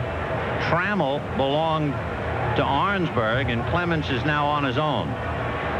Boy, it shows you how close you can come to getting out of an inning, Noah. Well, that one pitch he fouled off, he really just did get a piece of it. It was an emergency swing, Evans, and he stayed alive, and then the wild pitch follows. Here's Chet Lemon. Fastball hit to the hole. Nice hop for Bobby Meacham to get the force play at Bonilla. But the damage has been done, and the Tigers come up with 3 in the top of the 5th. And at the end of 4 1/2, 5-0 Detroit. Ladies and gentlemen. 9 years ago on this date in Atlanta, Gene Garber shaking no to his catcher, pitching to Pete Rose. Strike 3 swinging, and Pete Rose's consecutive hitting streak snapped at 44. The starting pitcher was Larry McWilliams, and Garber finished it up.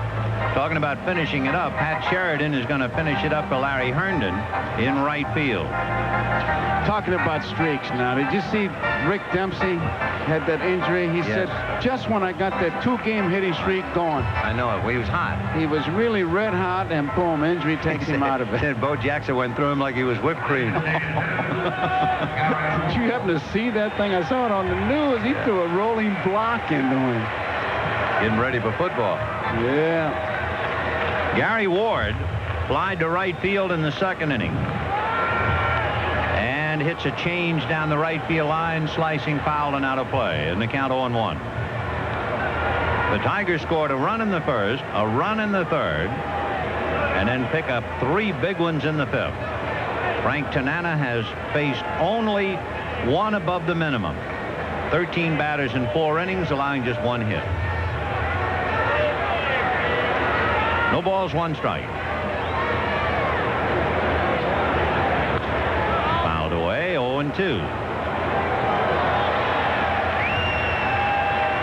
Ward, Bonilla, and Pagliarulo. Bottom of the 5th inning.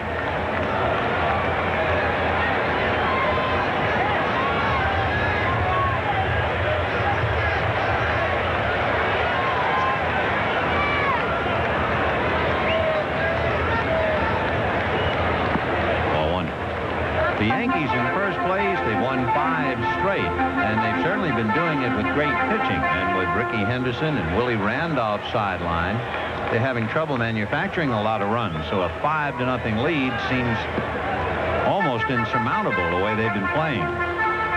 Scored 6 last night, however, to win 6-5. 2-2 the count. to Gary Ward.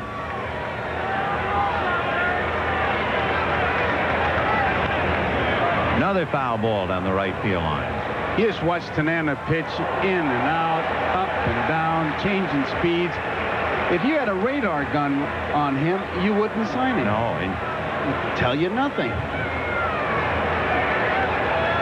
2 balls, 2 strikes. Oh, wow. Just changed up, and Gary Ward way out in front of it. That's 5 strikeouts for Tanana. So this is really the art of pitching. That's what it is. Look at this. In and out, changing speeds, and the radar gun cannot tell you about placement. It can't tell you about movement on the ball, and it can tell you how fast, but when you change speeds, it's like having 2, 3 pitches. Here's Juan Bonilla. He struck out in the 2nd inning. Tommy Brookins plays him about even with the bag at 3rd. The outfield straight away. Ball 1. And on deck, the left-hand hitting Mike Pagliarulo. 5-0 Detroit, bottom of the 5th. 5 runs, 8 hits for the Tigers. No runs, 1 hit for the Yankees. Line drive single to left by Don Mattingly. Fastball hit to right center and deep. Sheridan chasing it to the wall. It's gone.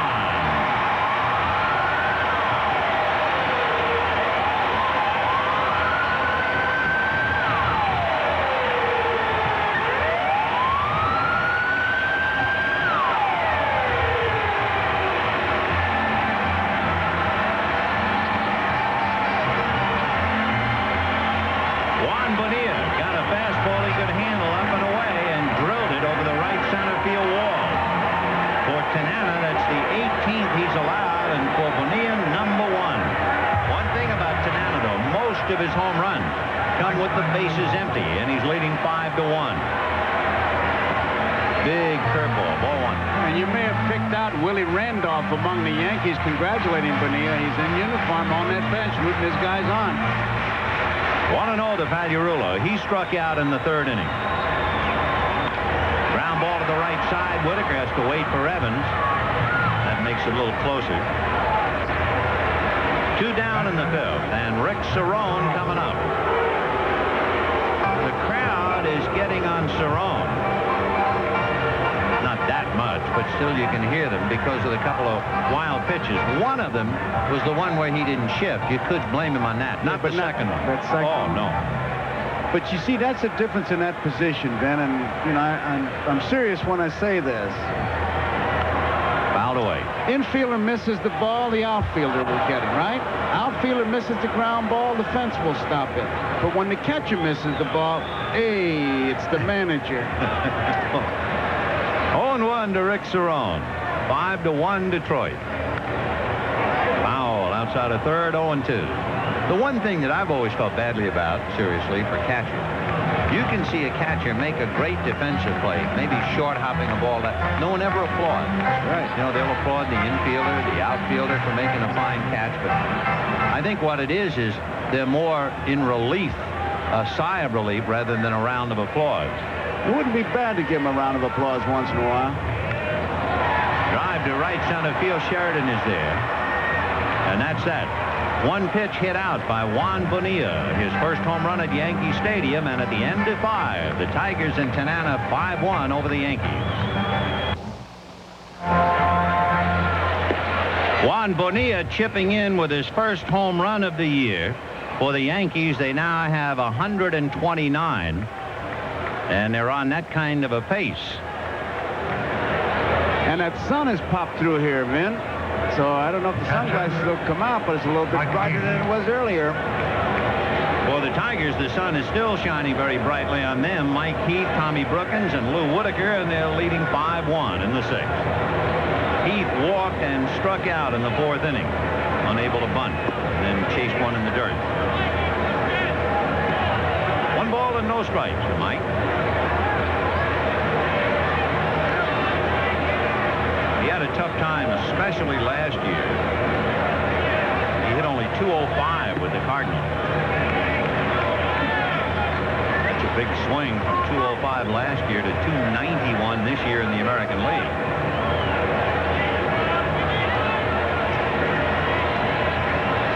1. Grounded to the hole, base hit into right field, despite the effort by Bonilla. So Heath is 1 for 2, and he's been on base, and it means the leadoff man is on again. 6 consecutive innings, the Detroit leadoff man has reached. Bonilla gave it a good effort, but it was by him. And that'll bring up Tommy Brookins. Brookins fouled out and hit into a double play. 0 for 2. Hags is shorting up the third, looking for the bunt. With Whitaker and Madlock to follow. And it's a foul ball, 0-1 to count. So Clemens has the same problem that Rasmussen had. The Tiger leadoff man keeps getting aboard. Whitaker has opened up the game innings 3 times and has scored each time in the first, third, and fifth. Just for the heck of it, you know what I would do now if I was catching with Clemens control? Call a pitch out to see what's happening. Because he may be switching off here, and you might break up a play. 0-1. A lot of times pitchers will do that to help the catcher out, and you just look at the batter's hand to see if there's an indication. But Cerrone is checking the bench to see if they want him to pitch out. Nope. And a full swing base hit into left center field, and that's in the gap. So Heath can take the extra base and go to third on a long single by Tom Brookins. So the Tigers are now after Pat Clemens. The pitch out is a lot of times as a play, it also serves the purpose of breaking up a momentum or breaking up a feeling of something going to happen. It doesn't necessarily mean that you have to get a base runner every time, but there's some men who just don't like it. Well, the Tigers now have 10 hits, everyone in the lineup but Madlock with a base hit. Madlock is 0 for 3, and he's on deck. Lou Whitaker scored 3 times. Charles Hudson is down in the bullpen. Big right-hander tuning up. Got off to a great start. Eventually fell on some lean time. Shipped out to Columbus, and now he's back. 1-1 to number 1, Lou Whitaker. Strike 1-2.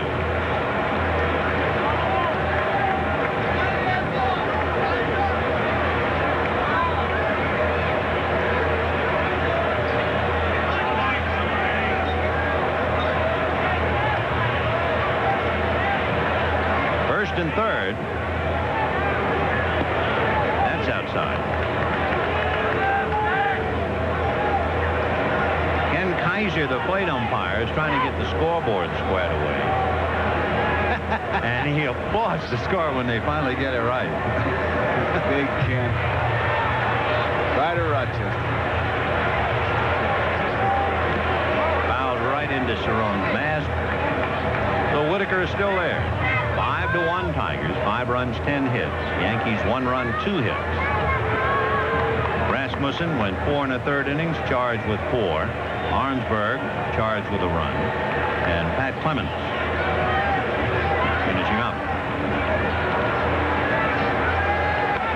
Ground ball wide at first, out of the glove of Mattingly, who has no play, and it looked like he took his eye off the ball to see what the runner was doing. Oh, he's looking straight up. He doesn't look the ball in the glove. You could really see that from up here.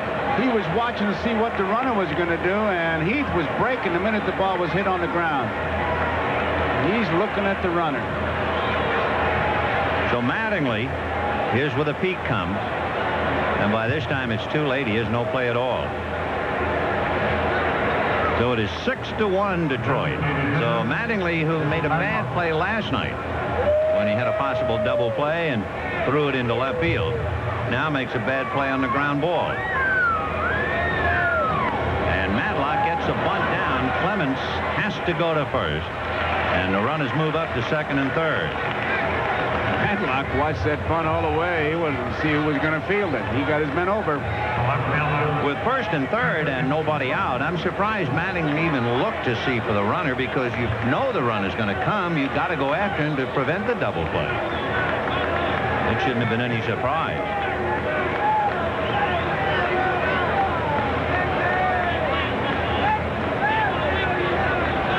So second and third, the infield is up. And Kirk Gibson with first base open. You don't think he's been taking a lot of extra hitting, do you? He's got tape on all his fingers of the bare hand. He has been particularly tough picking up runners from third base with less than 2 out. And of course, that's the mark of a guy who really hits in a clutch. Gibson 13 times has come up with less than 2 outs and a runner at third. 13. And he has got the man home 10 of the 13.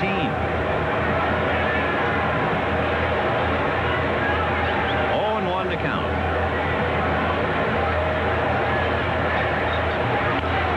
Little dribbler. Mattingly is going to go to the plate. Too late. The run is in.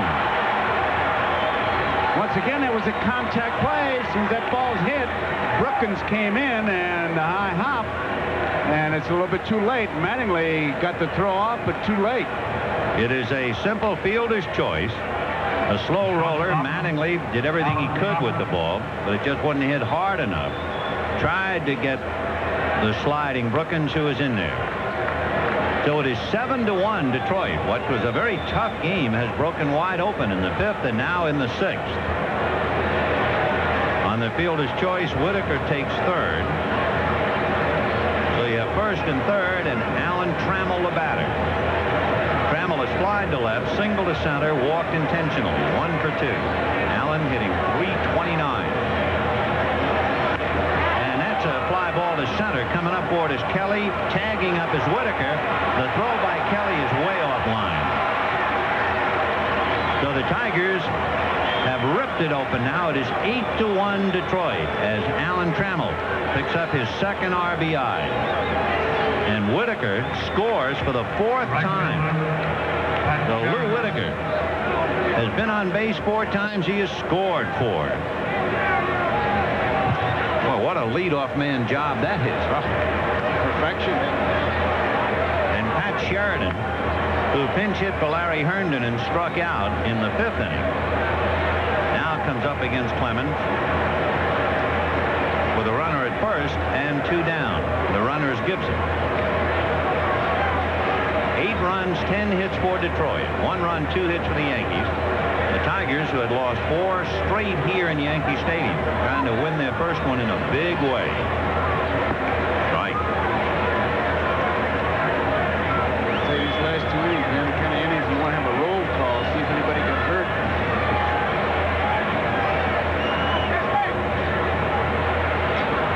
No balls and 1 strike. It all started, when you realize it, when Sparky Anderson switched from the bunt. He had a runner at first. He had Brookins around as if to bunt on a pitch. Then he took it off. And Brookins singled, and the next thing that changed the whole inning. 1 ball, 1 strike. So for Pat Sheridan, he strikes out for the 2nd time. However, it's a 3-run 6th. Back-to-back 3-run innings. 8-1 Detroit. NBC's baseball coverage continues next week. Start off with Major League Baseball, an inside look, and then Don Mattingly and the American League East leading New York Yankees come right after the Tigers again in the Motor City. Some of you will see Dale Murphy and the Atlanta Braves traveling to the West Coast to play the Dodgers. Last month's hottest player in the National League, Pedro Guerrero. Tradition is here. The memories awaiting on NBC Sports. Bobby Meacham followed by Roberto Kelly and then Henry Cotto in the bottom of the 6th. 8-1 Detroit. For those of you who were watching the Giants-Cincinnati game, 6-0 Giants in the 5th inning, it is still raining, but of course you can bet they will wait quite a while on that one. 1 ball and no strikes to Bobby Meacham, who flied to center in the 3rd inning.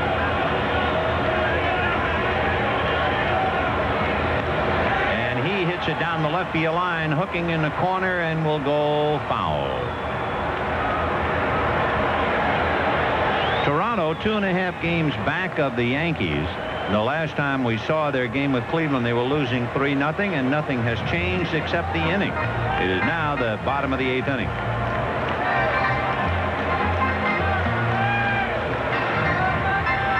The Indians evidently losing the services of Joe Carter, who was hit by a pitch on the hand. We don't know anything more than than just that.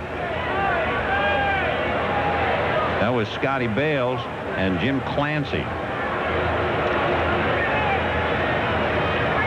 1-1 to Bobby Meacham.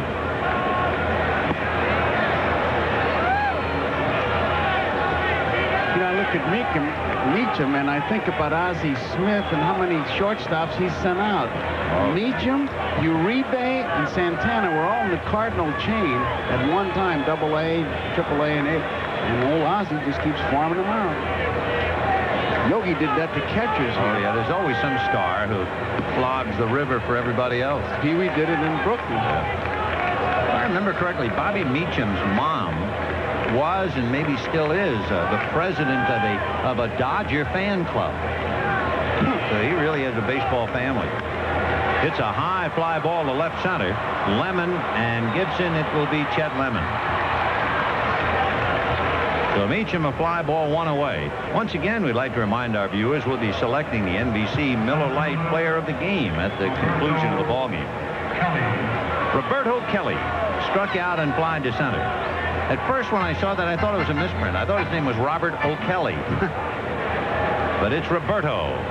If he gets on, he'll show you some speed. And I'm glad to see the young fella chewing bubble gum instead of other stuff.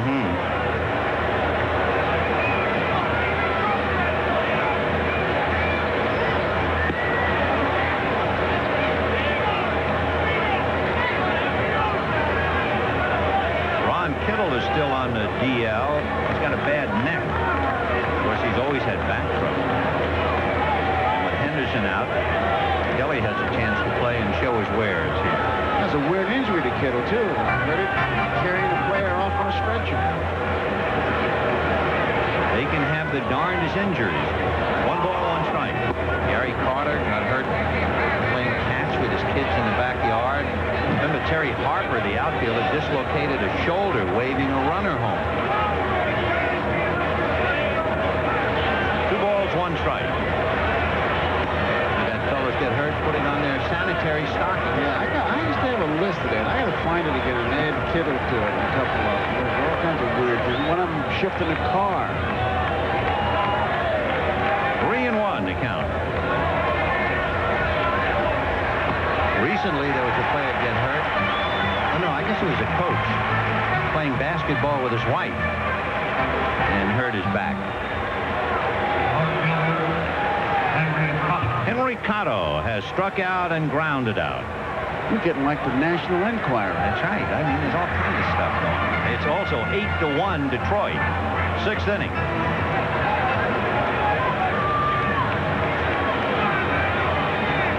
Followed by Mattingly. The Yankees trying to get off the floor. Frank Tanana has allowed only 2 hits up to here. Strike.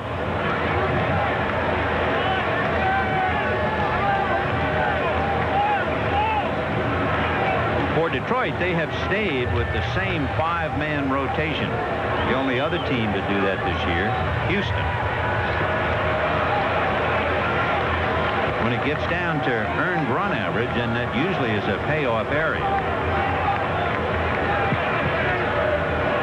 Toronto is 3-8. The Yankees and Detroit are virtually the same, although the Yankee earned run average would change a little bit today. 1-1. Fly ball to center field.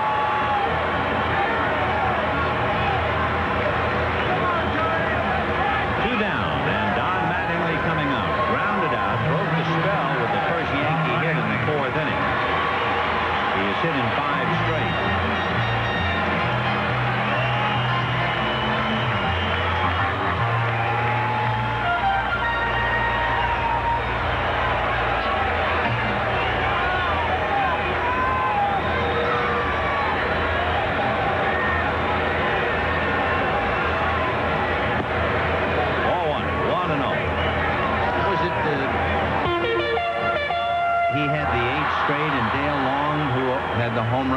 First of homering in 8 straight, and he said, "That's great. I got a $2,000 raise for doing it." Right. I wanted to pool the money, and then they'd split their salary. 2 balls and no strikes to Don Mattingly. Somebody did some figuring on salaries. They do that all the time. At Babe Ruth's biggest year, he had $80,000 one year. And if you broke Mattingly's salary down for playing time, he'd get $74,000 a week. $74,000 A week. Better year than Oliver North. Better than anybody. Here's ball 4. So suddenly here with 2 out in the 6th inning. Tanana has walked 2, and Dave Winfield coming up. He's gone out of his pitching pattern because of that lead. One of the toughest things you have when you get a big lead like this, you don't want to walk anybody, so you get away from your pitching pattern. You really have to guard that. I mean by that, the curveball, the change of pace. You say, well, I'll throw fastballs for strikes, and pretty soon you've lost that rhythm. And Tanana, you say, okay, it's an 8-1 ball game. You got a guy up here, one swing could put you 3 runs closer. So Dave Winfield grounded out, leading off in the 2nd inning, popped up for the 3rd out with Mattingly aboard in the 4th. Now has a chance to shake up the ball club. Ball 1. So Tanana got Meacham, then he walked Kelly, and with 2 out, he's walked Mattingly. Billy Muffet is going to go out to the mound and talk to Tanana, and Mike Heath has gone out to listen. And Tommy Brookins will come in from 3rd.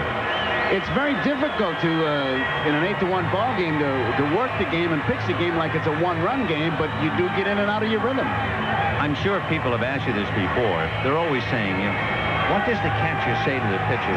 Did you ever in your career, do you have a memorable moment, something that happened on the mound in a meeting that you stayed with you forever? Oh, yeah. Really? Oh, sure. Like what? Against the Dodgers, bases loaded. Warren Hacker called me out. Duke Snyder hitting. And I wondered what he wanted. He said, you know where I can get some shotgun shells wholesale. You're kidding. I'm not. Oh, great. Happy Hacker. Well, they weren't talking about shotgun shells right now with Dave Winfield up there. It's a howitzer. 1 ball and no strike. 2 on, 2 out, 6th inning, 8-1 Detroit. Foul down the right field line upstairs. 1-1.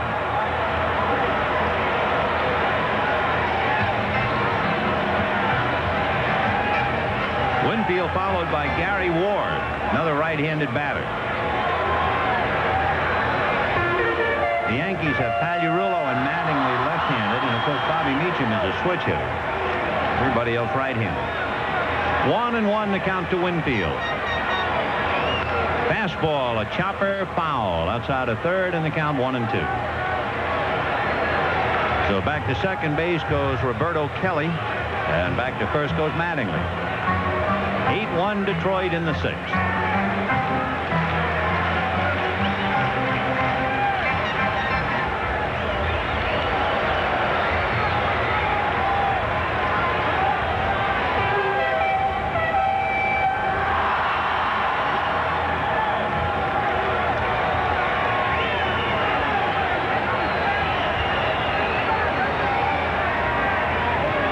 Fastball hit the shortstop, trammeled to Whitaker for the 4th. So no runs, no hits, and 2 left. And at the end of 6, it is 8-1 Detroit. We'll be back after these messages from your local station. A reminder, tomorrow, Sports World brings you another installment of Sports Fantasy. Among the sports fantasies fulfilled, a group of high school athletes competing in a mile run against Eamon Coughlin, Michael Jordan in a slam dunk contest, Ivan Lendl, a #1 ranked tennis player in the world, facing match point against a viewer. That's tomorrow on NBC Sports World. Guy wants to play tennis against Lendl for match point? Only take a minute. Serve. Charles Hudson will become the 4th Yankee pitcher. Dennis Rasmussen, Brad Arnsberg, Pat Clemens, and now Hudson. And he'll be pitching to Darrell Evans, Chet Lemon, and Mike Heath. Hudson has not been pitching much at all. In fact, since the first week in July, he's only worked 11 innings. Getting off to a fine start, but he's been struggling. 1 ball and 1 strike. Evans struck out, single to right, single to center.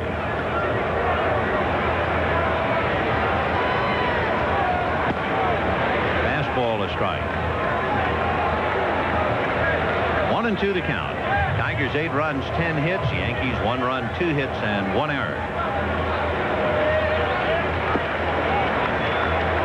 2-2. On deck, waiting his turn, Chet Lemon.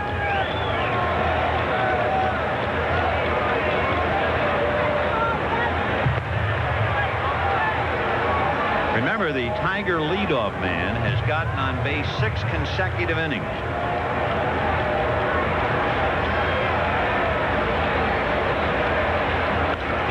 Popped in the air, foul behind the plate. Cerrone coming back to the base of the screen. He will not have a play.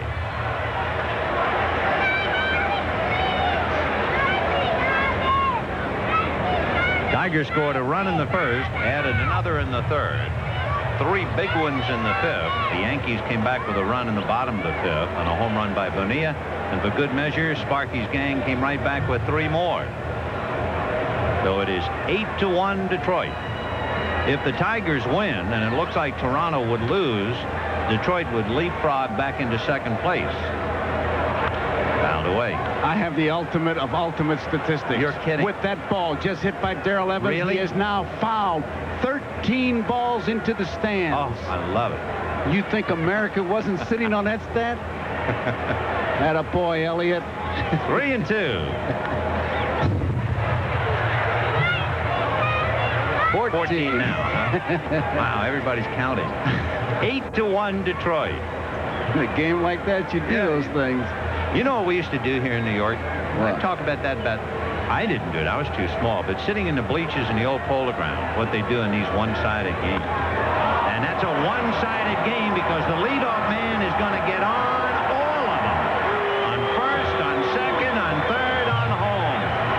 And it is 9-1 Tigers as Darrell Evans bombs one into right.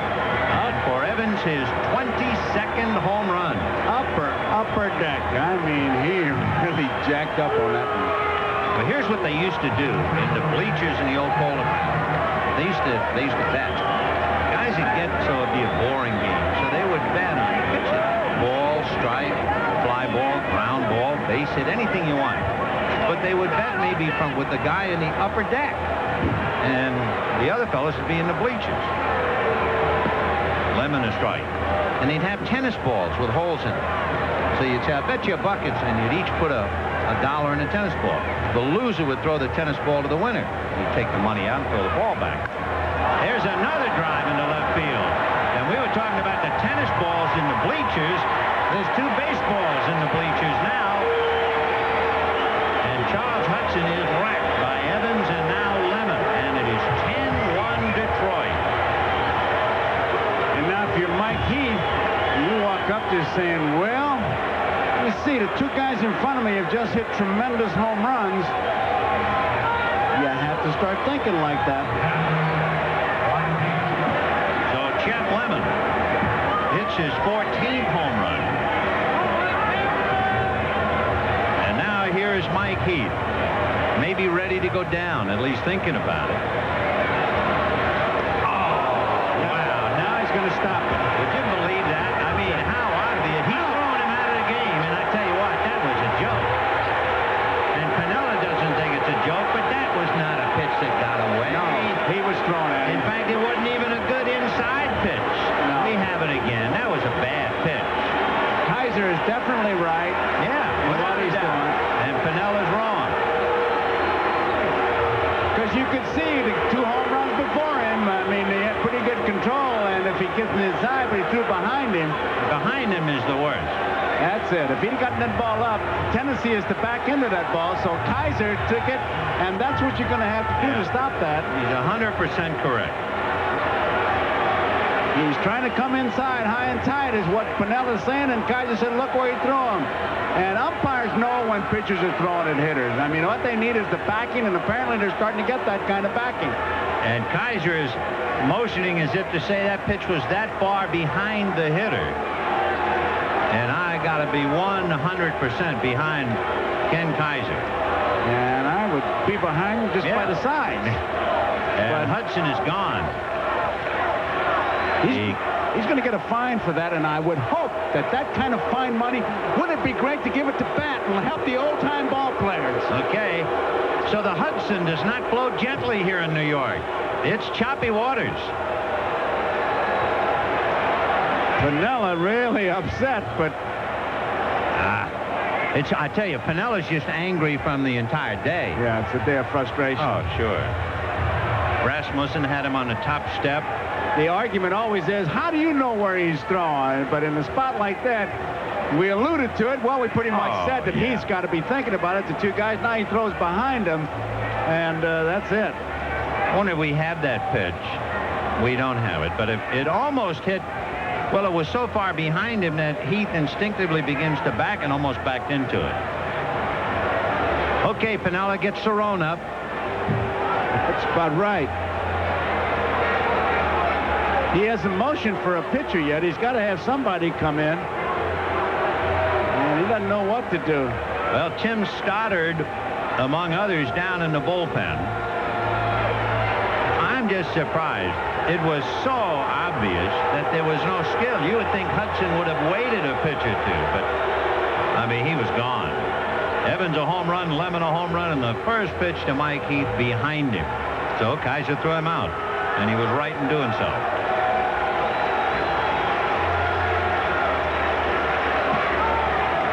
Dave Righetti and Tim Stoddard throwing in the pen. Of course, Righetti pitched hard and tough last night. Oh, I wouldn't think he'd go with Righetti. I wouldn't either. Worst kind of a game for Piniella because his pitching staff now is in tatters. He used Rasmussen, Arnsberg, Clemens, and Hudson. And, of course, would have lost last night's game with Righetti pitching. Would have blown a 4-1 lead with Guidry, except for the heroics by Gary Ward.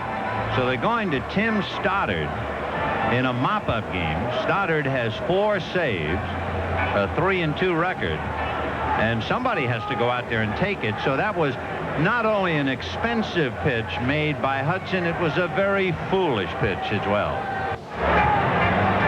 Well, somebody has to carry a big burden, and it's Tim Stoddard.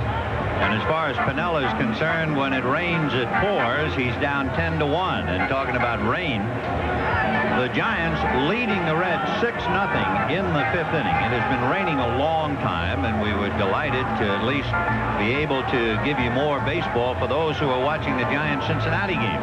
And since so much time has passed since we left Cincinnati, we will keep the game here. And then if and when that game picks up and there are further developments, we will keep you apprised. But right now, you can watch what has turned out to be a little bit of warfare.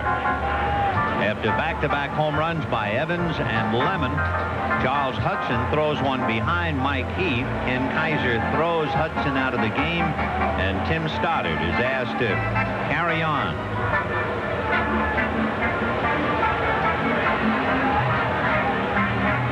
Piniella is still annoyed, visibly, although he has calmed down considerably. He had a few brief words with Charles Hudson. So he gives the load to a guy who is 6'7" and 250. And Stoddard will try and carry it now. He has inherited a 1-ball, no-strike count. Strike. 1-1.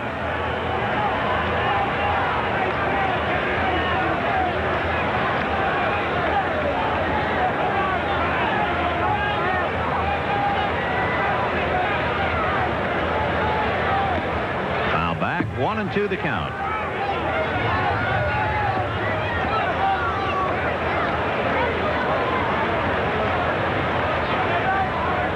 Jim Whalewander has come out of the Detroit dugout, and Whalewander is on deck to bat for Brookins.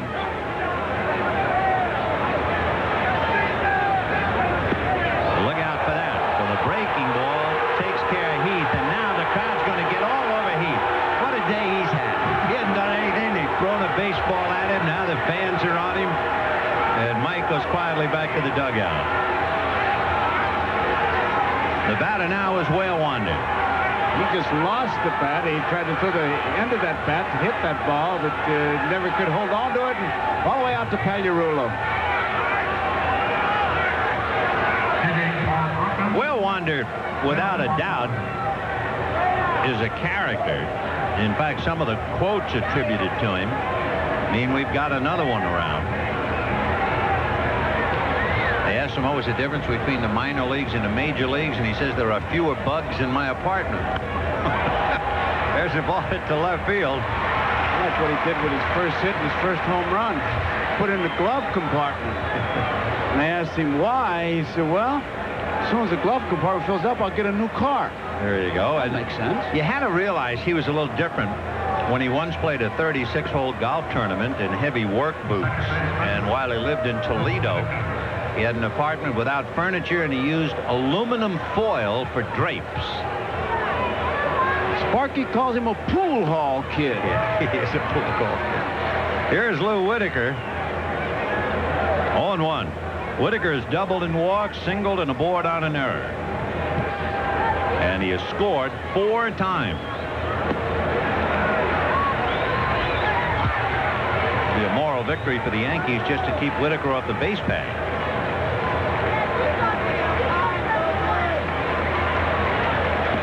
Ball 1.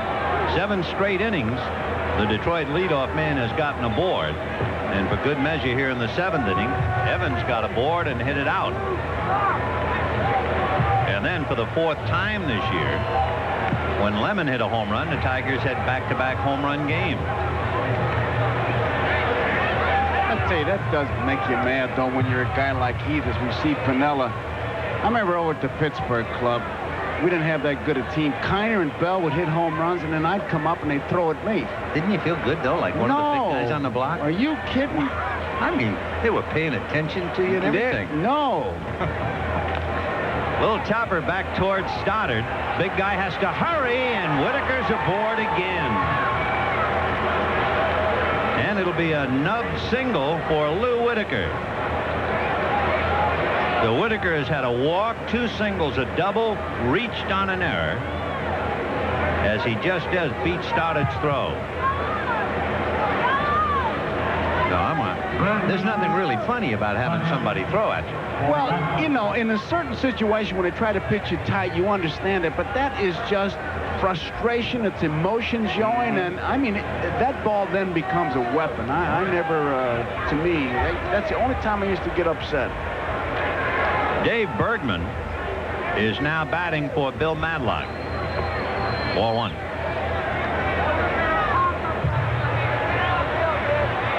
I wonder, I guess there's no particular book price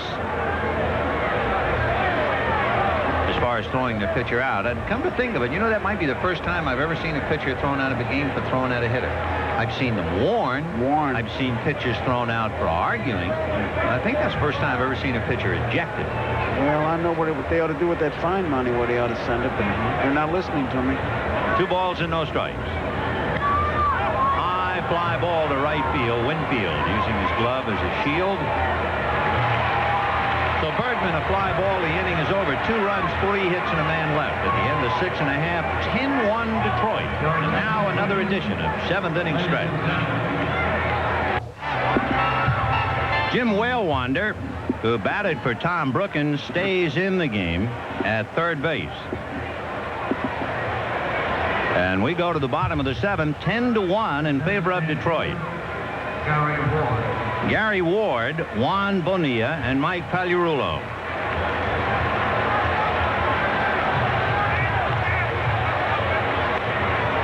And there's a hopper to third, so Whalewander is busy right away. Sinker in the dirt, dug out by Evans. So Darrell Evans makes it look easy as he backhands one out of the dirt. Interesting, all you have to do is compare the leadoff man in every inning. The Tigers are 7 for 7 in the leadoff man getting on. The Yankees are 0 for 7. And it's 10-1 Detroit, and here's Bonilla. Struck out and homered in the 5th inning.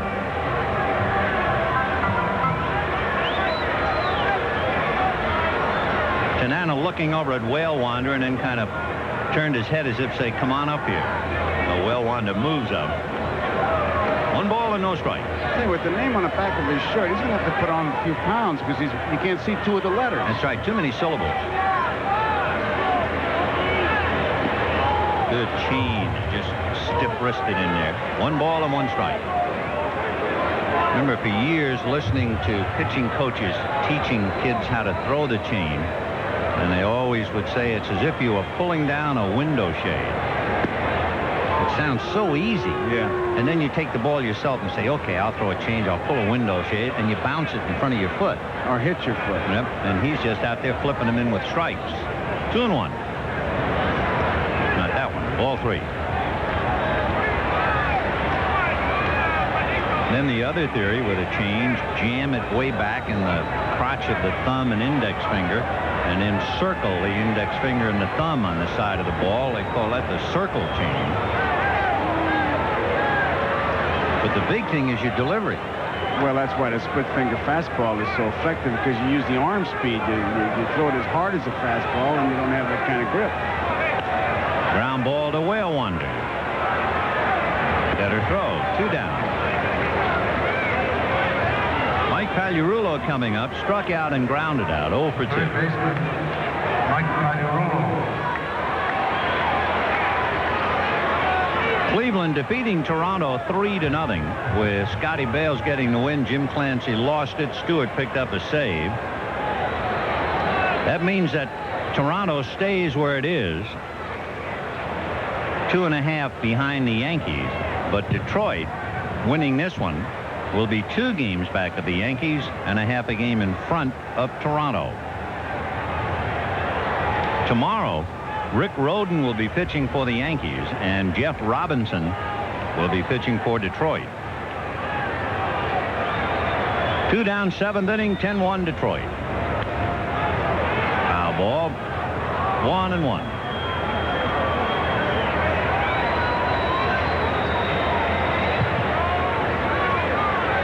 Pagliarulo 0 for 2, batting .240.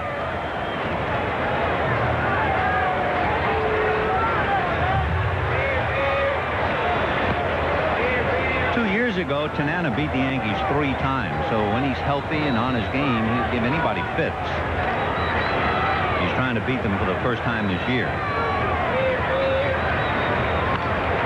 And a drive to right field. Sheridan, however, is there, and Pat puts it away. So the Yankees roll over in the 7th, and at the end of 7, the Tigers 10, and the Yankees 1.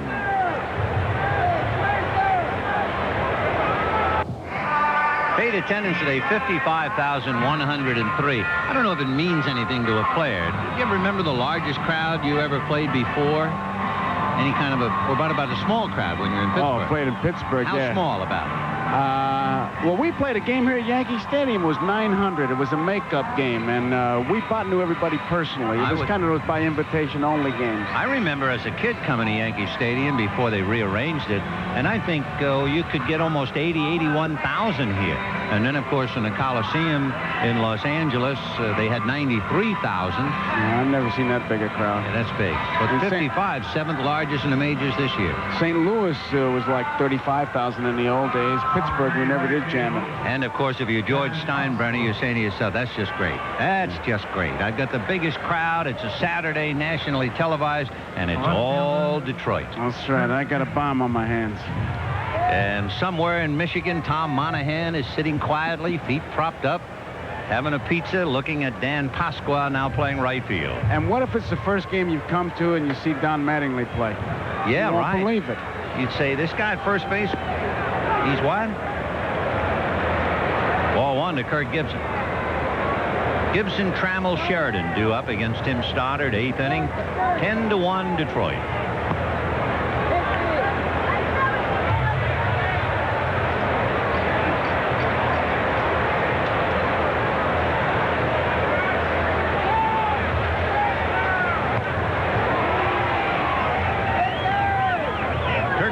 So far today, singled literally and figuratively off Rasmussen. He almost took his kneecap off, grounded out, walked, and was aboard on a fielder's choice. He has 2 RBIs, give him 49 for the year.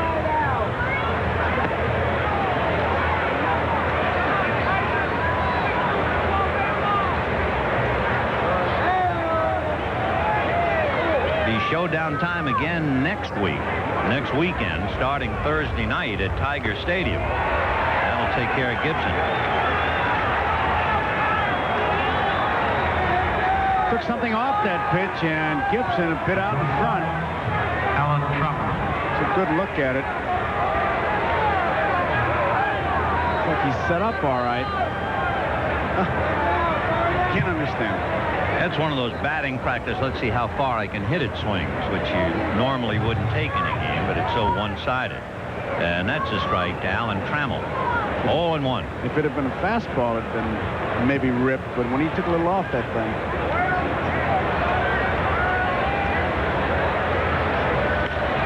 Fly ball into right center field. Pasqua's there. A couple of scores for you. We told you that Toronto lost to Cleveland. Meanwhile, Oakland leading Minnesota 1-0 in the third inning. Frank Viola and Dave Stewart. Oakland 3 games behind Minnesota. And the Cubs leading Philadelphia 3-0 in the third. The Cubs 10.5 back of the Cardinals. That's line down the left field line, and it'll go in the corner. So Pat Sheridan goes breezing into second with a stand-up double.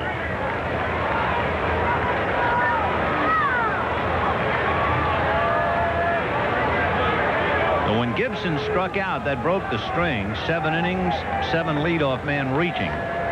But now with 2 out, the Tigers still come up with their 14th hit, an extra base hit. And here's Darrell Evans. Struck out, singled twice, and then for good measure, homered. So Darrell is 3 for 4. Tigers, who have only played 2 games this year where they failed to get an extra base hit, have 5 extra base hits today.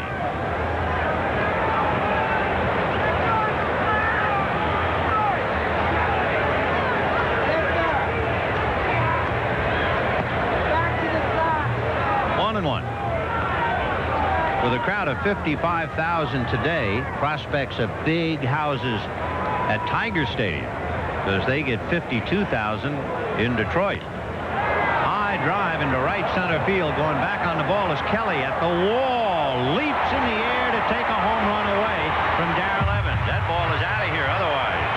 So Roberto Kelly makes a leaping catch to turn the Tigers away, and it's still 10-1 Detroit. Here's another look at Roberto Kelly going high up against the wall to take a home run away from Darrell Evans. So Evans already hit one today.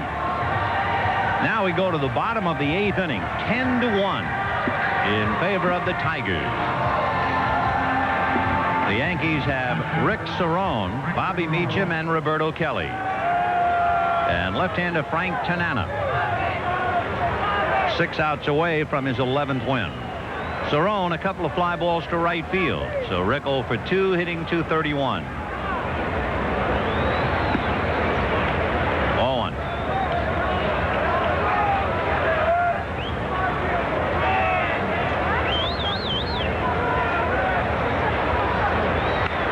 There's a one-hopper off the glove of Trammell and on out into left field.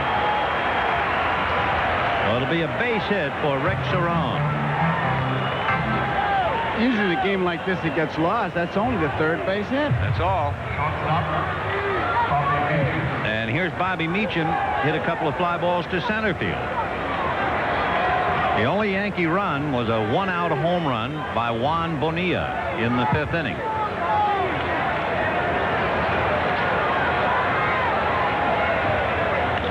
And that's banged into left field for a base hit. So the Yankees with 2 on for only the 2nd time today. With a couple of walks, they have 2 men aboard in the 6th inning. 2 on, nobody out, and Roberto Kelly at the plate. He's 0 for 2. Struck out, fly to center, and walked. Tigers have led all the way. 1 in the 1st, 1 in the 3rd, and he had 3 in the 5th, 3 in the 6th, 2 in the 7th. The only run that Piniella has had so far today was a home run by Bonilla in the 5th inning. And that's going to be hit into left center for a base hit. Cerone will score. On his way to 3rd is Meacham on the 3rd consecutive single in the inning. jumping on that first pitch, which is pretty apparent that Tanana is going to try to throw some strikes, and they're not going to let him get a strike. They're just going to jump on it and get a base hit. So it is 10-2 Detroit. Mark Thurman and Eric King throwing in the Tiger bullpen. King a right-hander. And they're on the phone to the bullpen in case Tanana has run out of gas. And the hitter is Henry Cotto.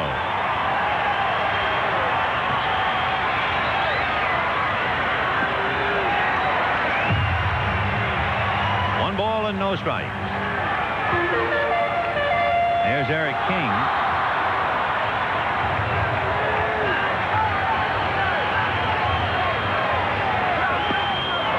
One and one.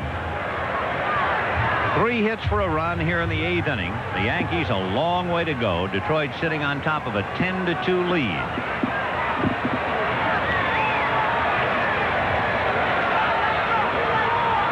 On deck, Don Mattingly.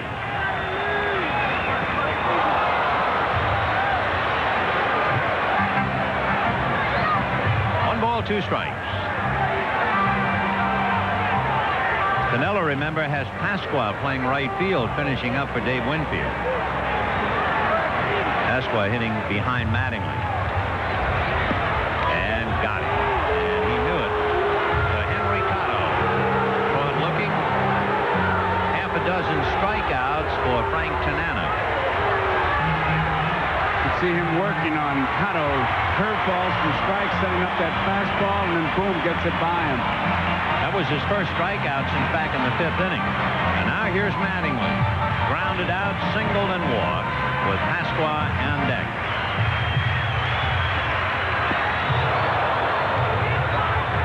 Oh and 1. Normally, Mattingly takes that first pitch. You can almost think that he was looking for that fastball. I don't know if you noticed it. He was so annoyed. He swung and missed. He scratched his helmet. I wondered if it felt good. Scratching your helmet with a batting glove. That's like a long-distance call. And he hits a little dunker into right field. Sheridan is not going to get it. So they'll move up 90 feet.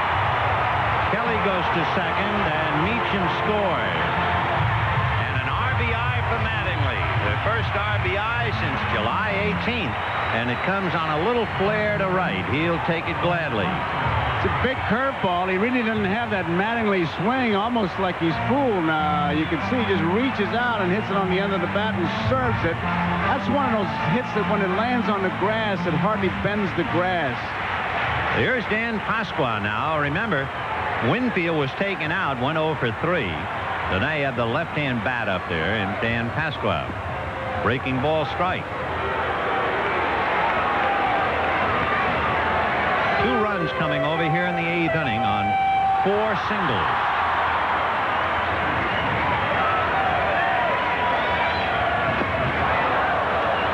You know, when we were kids growing up here in New York, we'd take a tennis ball, cut it in half, and turn it inside out and scale that half a tennis ball.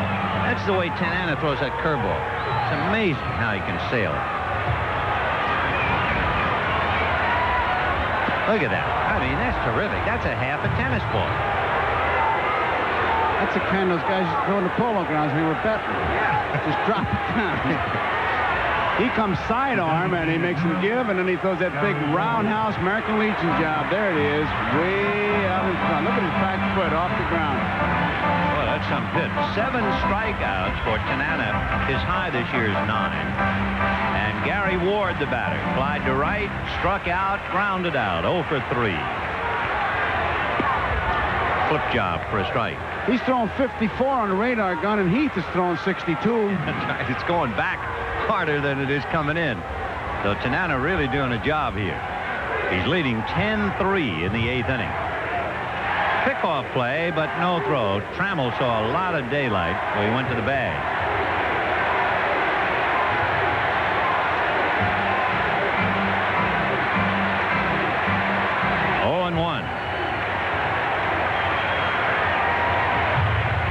Missed with that slow curve. Ward hit the game winner last night, the home run to right field. 2 out, 8th inning, 10-3 Tigers. fastball. So after he gives you all those tennis ball curveballs, every now and then, zap, 1-2. Remember Stu Miller? Oh, sure. All the time. I remember one day Walker Cooper asked Larry Getz, he said, "You sure you threw that ball?" 1-2. And another fastball, but he missed. 2 balls, 2 strikes.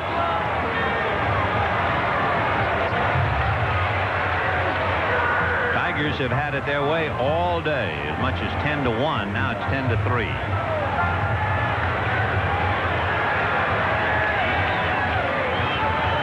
Fastball. So the runners will be going. Kelly from second, Mattingly from first.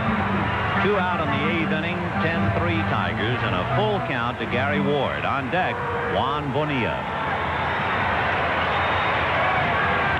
And that's hooked to center, but Lemon is there to handle it. So Ward hits it hard at the center fielder. The Yankees come up with 2 on 4 hits, and they leave 2. 10-3 Detroit. Lou Piniella and Ken Kaiser having a few words, and Kaiser punctuated the conversation by gesturing and saying something to the effect in front of 55,000. And then later on he said, I'm doing my job. So I'm sure Piniella was still talking about Charles Hudson's eviction after that pitch to Mike Heath followed the 2 home runs by Evans and Lemon. It is 10-3 Tigers in the 9th, and Lemon at the plate.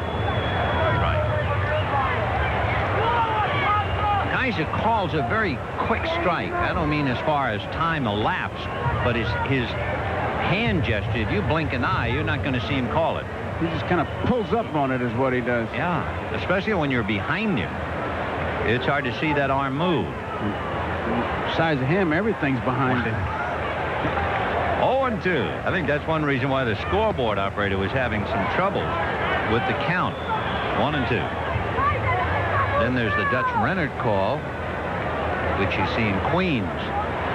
And here.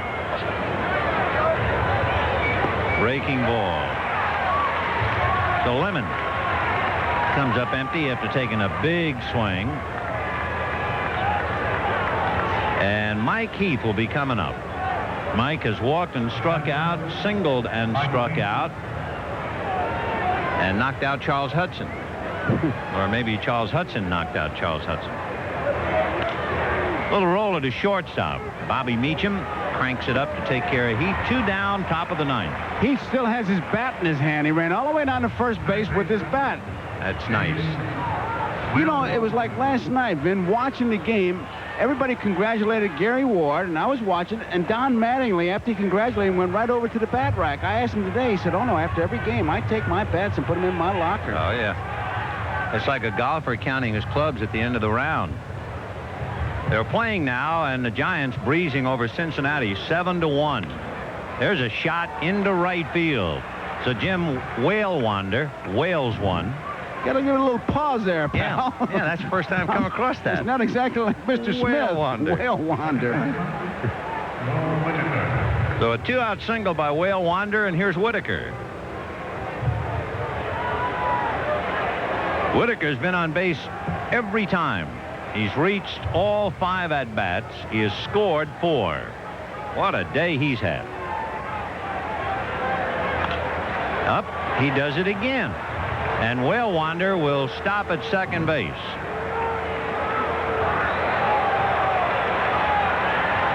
Whitaker, what a day is right. 4 hits, a walk. He reached on an error. He has scored 4 times. And the batter will be Dave Bergman. The Tigers going up there and hacking on the first pitch. Heath grounded to short. Whale Wander single to right. Whitaker singles to right. We'll see what Bergman does.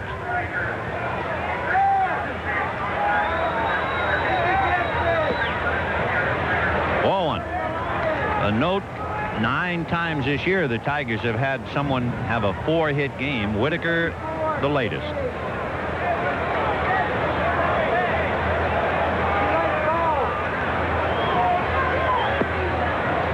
Two balls and no strikes. Whale Wander at second, Whitaker at first. 2 out in the 9th. 10-3 Detroit. The Yankees will have Bonilla, Pagliarulo, and Cerrone. The bottom of the ninth begins Frank Tanana. And that's a line drive grabbed by the shortstop, Meacham, and the inning is over. 2 hits, 2 left. And at the end of 8.5 innings, Detroit 10 and the Yankees 3. Next week, we'll get underway with Major League Baseball, an inside look. Joe and I will go to Tiger Stadium and see the Yankees and the Tigers pick up the rematch. And some of you will see the Braves versus the Dodgers. That'll start at 3 p.m. Eastern Daylight Time. Bottom of the ninth inning, 10-3 in favor of Detroit. Mark Thurmond will now pitch the ninth inning. So Frank Tanana went 8 innings, allowed 3 runs, 6 hits, walked a couple, and struck out 7. And Thurmond will try and finish it off for him. For the Tigers, they have been rather hitterish in 2 games here in New York. 30 hits. But with 30 hits, they'll only have a split of 14 hits in a losing game last night. And the Tigers with 16 hits and a 10-3 lead today. Juan Bonilla struck out, homered, grounded to third. So Bonilla 1 for 3.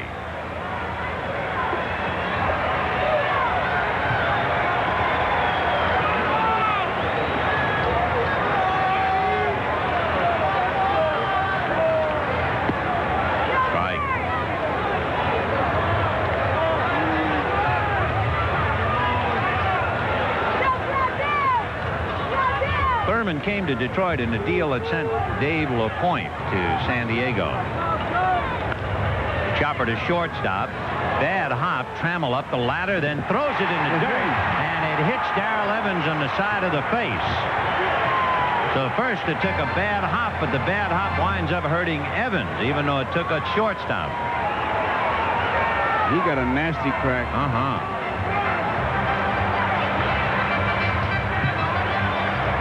There's the hop that makes Trammell make an off-balance throw instead of the usual. And now what? He didn't really gun that ball. He kind of flipped it over there, and Darrell got caught between hops, and it takes a bad hop in front of him, and you see him hit him on the side of the face. One reason I'm sure we've had 22 hits in the game, which means a lot of people have been running the bases, and consequently there are divots all over the infield. Now, this looked like it was going to be a routine one-hopper to the first baseman, but look how high it came up, right over Darrell's left arm and got him on the side of the face. And it might have cut his face if he had sunglasses on, and it did. So Evans evidently suffering a cut above the left eyebrow. And Dave Bergman, the DH, will now take over at first base.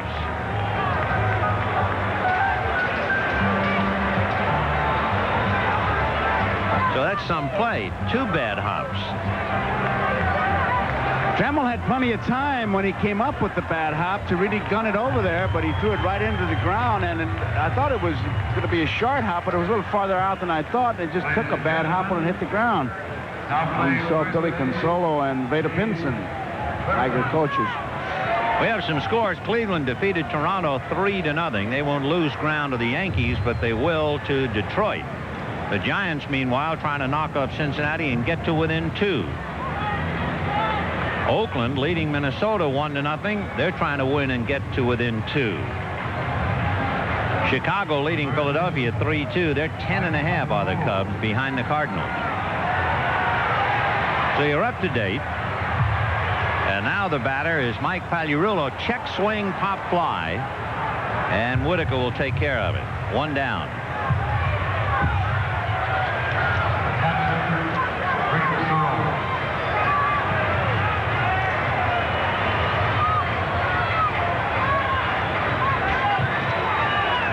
If he was scoring when Trammell first on the bad hop and then threw in the dirt. Trammell is getting an error, allowing Bonilla aboard. And here is Cerrone. 2 fly balls to right, single to short. 1 for 3.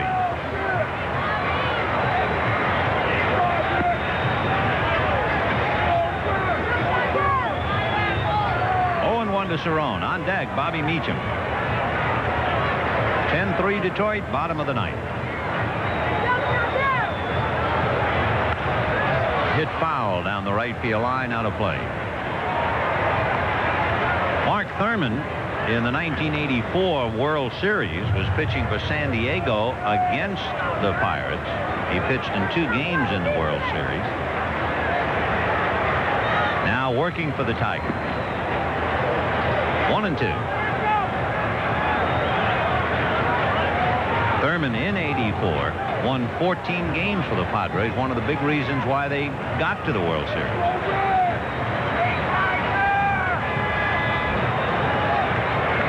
Then he went 7-11 in '85, 3-7 in '86, and he was history. 2-2, the count to Rick Cerone. Well, 2 pretty good plays by Heath, just to go back to what you said before, and nobody reacted. No, never. And even if it was the Yankee catcher, it's not a question of, well, he's a visitor. It doesn't make any difference. Catchers, you can count applause. Oh, sure, if he makes a spectacular sliding catch of a foul ball, that's different. Hit down the right field line, foul, out of play upstairs. When you were in your neighborhood, you chose upsides. Who was always the catcher? Well, first of all, you know, a lot of times we played without a catcher. I mean, being city kids, we had to play against a brick wall, and we used to call it fast pitching. We didn't play baseball, you know, in the streets. But, I mean, if you had a team. Usually the fat kid. No respect, ever. That's the truth. That's the way it was. That's what Joe Torre said, you know. He said, yeah, I was always the catcher because I was the fat kid. That's right. And the left-hander played first, and the guy who couldn't play played right field. So Cerone strikes out. 2 down in the 9th inning. With the Tigers ready to put this one in the clubhouse, leading 10-3. So the Tigers will jump over Toronto, and they will be trailing the Yankees by 2. Detroit will have snapped a 2-game losing streak. They will also have snapped a 5-game winning streak of New York. And then tomorrow, Jeff Robinson 7-4 against Rick Rhoden 12-6. Strike. And I make my final statement for catcher. Okay. The patron saint of catchers is Rodney Dangerfield. Oh, yeah. Okay. I like that.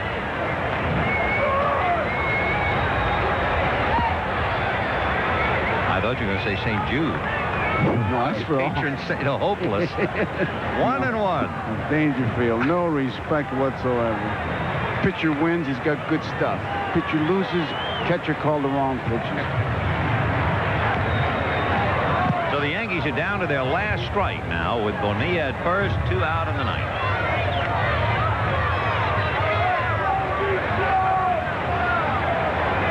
If the Tigers win, that's the way it'll be. They'll jump over Toronto. Good race. And we dig in for the beginning of August. The dog day. 2-2. No swing. So the Yankees with the best home record in the major leagues. They were 36-16. Now this will be their 17th loss of the year at home. High fly ball into left field. Back goes Gibson. The shades are down. He's on the track at the wall. Gone.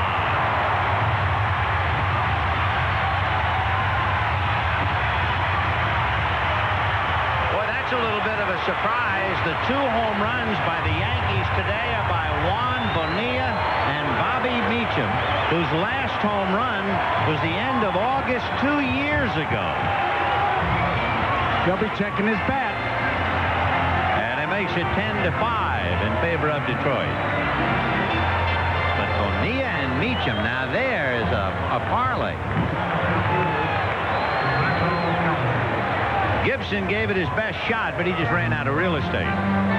He was playing fairly shallow. He didn't think he was going to hit it that far, obviously. So Roberto Kelly with a walk and a single today. Ball 1.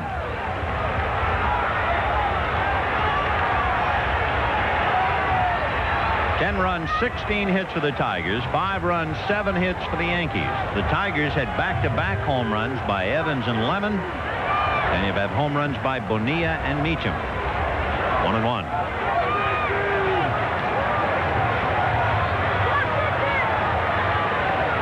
Kelly appeared in his first major league game on Wednesday. He was hitting .300 at Columbus, so they brought him in.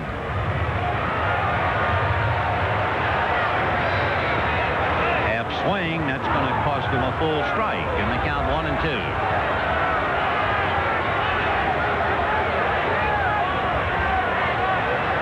When that ball was hit, Sparky wanted to see whether it was going to reach the seats or not.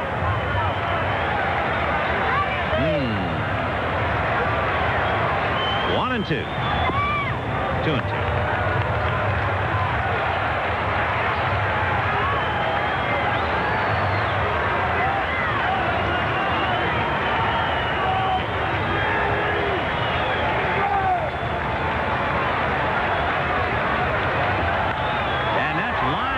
Gibson is going to have to play it on a bounce, so they're still alive.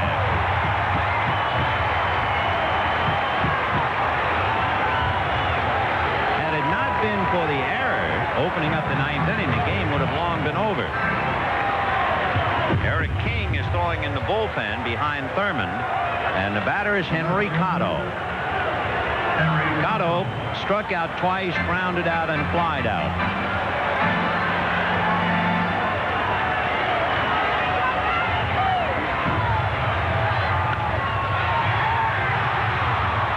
Slipping is Whitaker, but he stays on his feet to get Cotto, and that's that. Earlier this year, the Yankees were down 9-0 and stole one on the Red Sox, but it wasn't going to happen to Detroit. 10 runs, 16 hits, and an error for the Tigers. 5 runs, 8 hits, and 1 error for the Yankees. The winning pitcher, Frank Tanana, he's 11-7, 1-1 with New York, and 12-5 lifetime. Dennis Rasmussen has a 5-game winning streak snap. Rasmussen is 8-5, 0-1, and 2-3 lifetime. Today's NBC Miller Lite Player of the Game is Frank Tanana. Miller Lite happy to present a check for $1,000 in the name of Frank Tanana to the National Multiple Sclerosis Society. And of course, the one thing that this game points up is the point you were making earlier, Joe, that nothing is definite in the American League East. It's going to be right down, and injuries will tell it as always, but it's going to be a good finish. Of course, for the Yankees, they can thank their lucky stars that Gary Ward hit that home run last night, or once again, they would really be hearing footsteps. And the footsteps are still there. The Tigers trail by 2, Toronto by 2.5. The Major League Baseball Game of the Week has been brought to you by Miller Genuine Draft, cold-filtered draft beer. It's as real as it gets. By Buick and your Buick dealers, where better really matters. By Armor All, it's the finishing touch every time you wash your car. And by GMC Truck and your GMC Truck dealer. 10-5 as the Tigers win their first game of the year at Yankee Stadium and get to within 2 of the front-running New York. Next week, we'll be at Detroit with the Yankees. Others will see the Dodgers in Atlanta. But Joe Garagiola, Vin Scully saying so long from Yankee Stadium.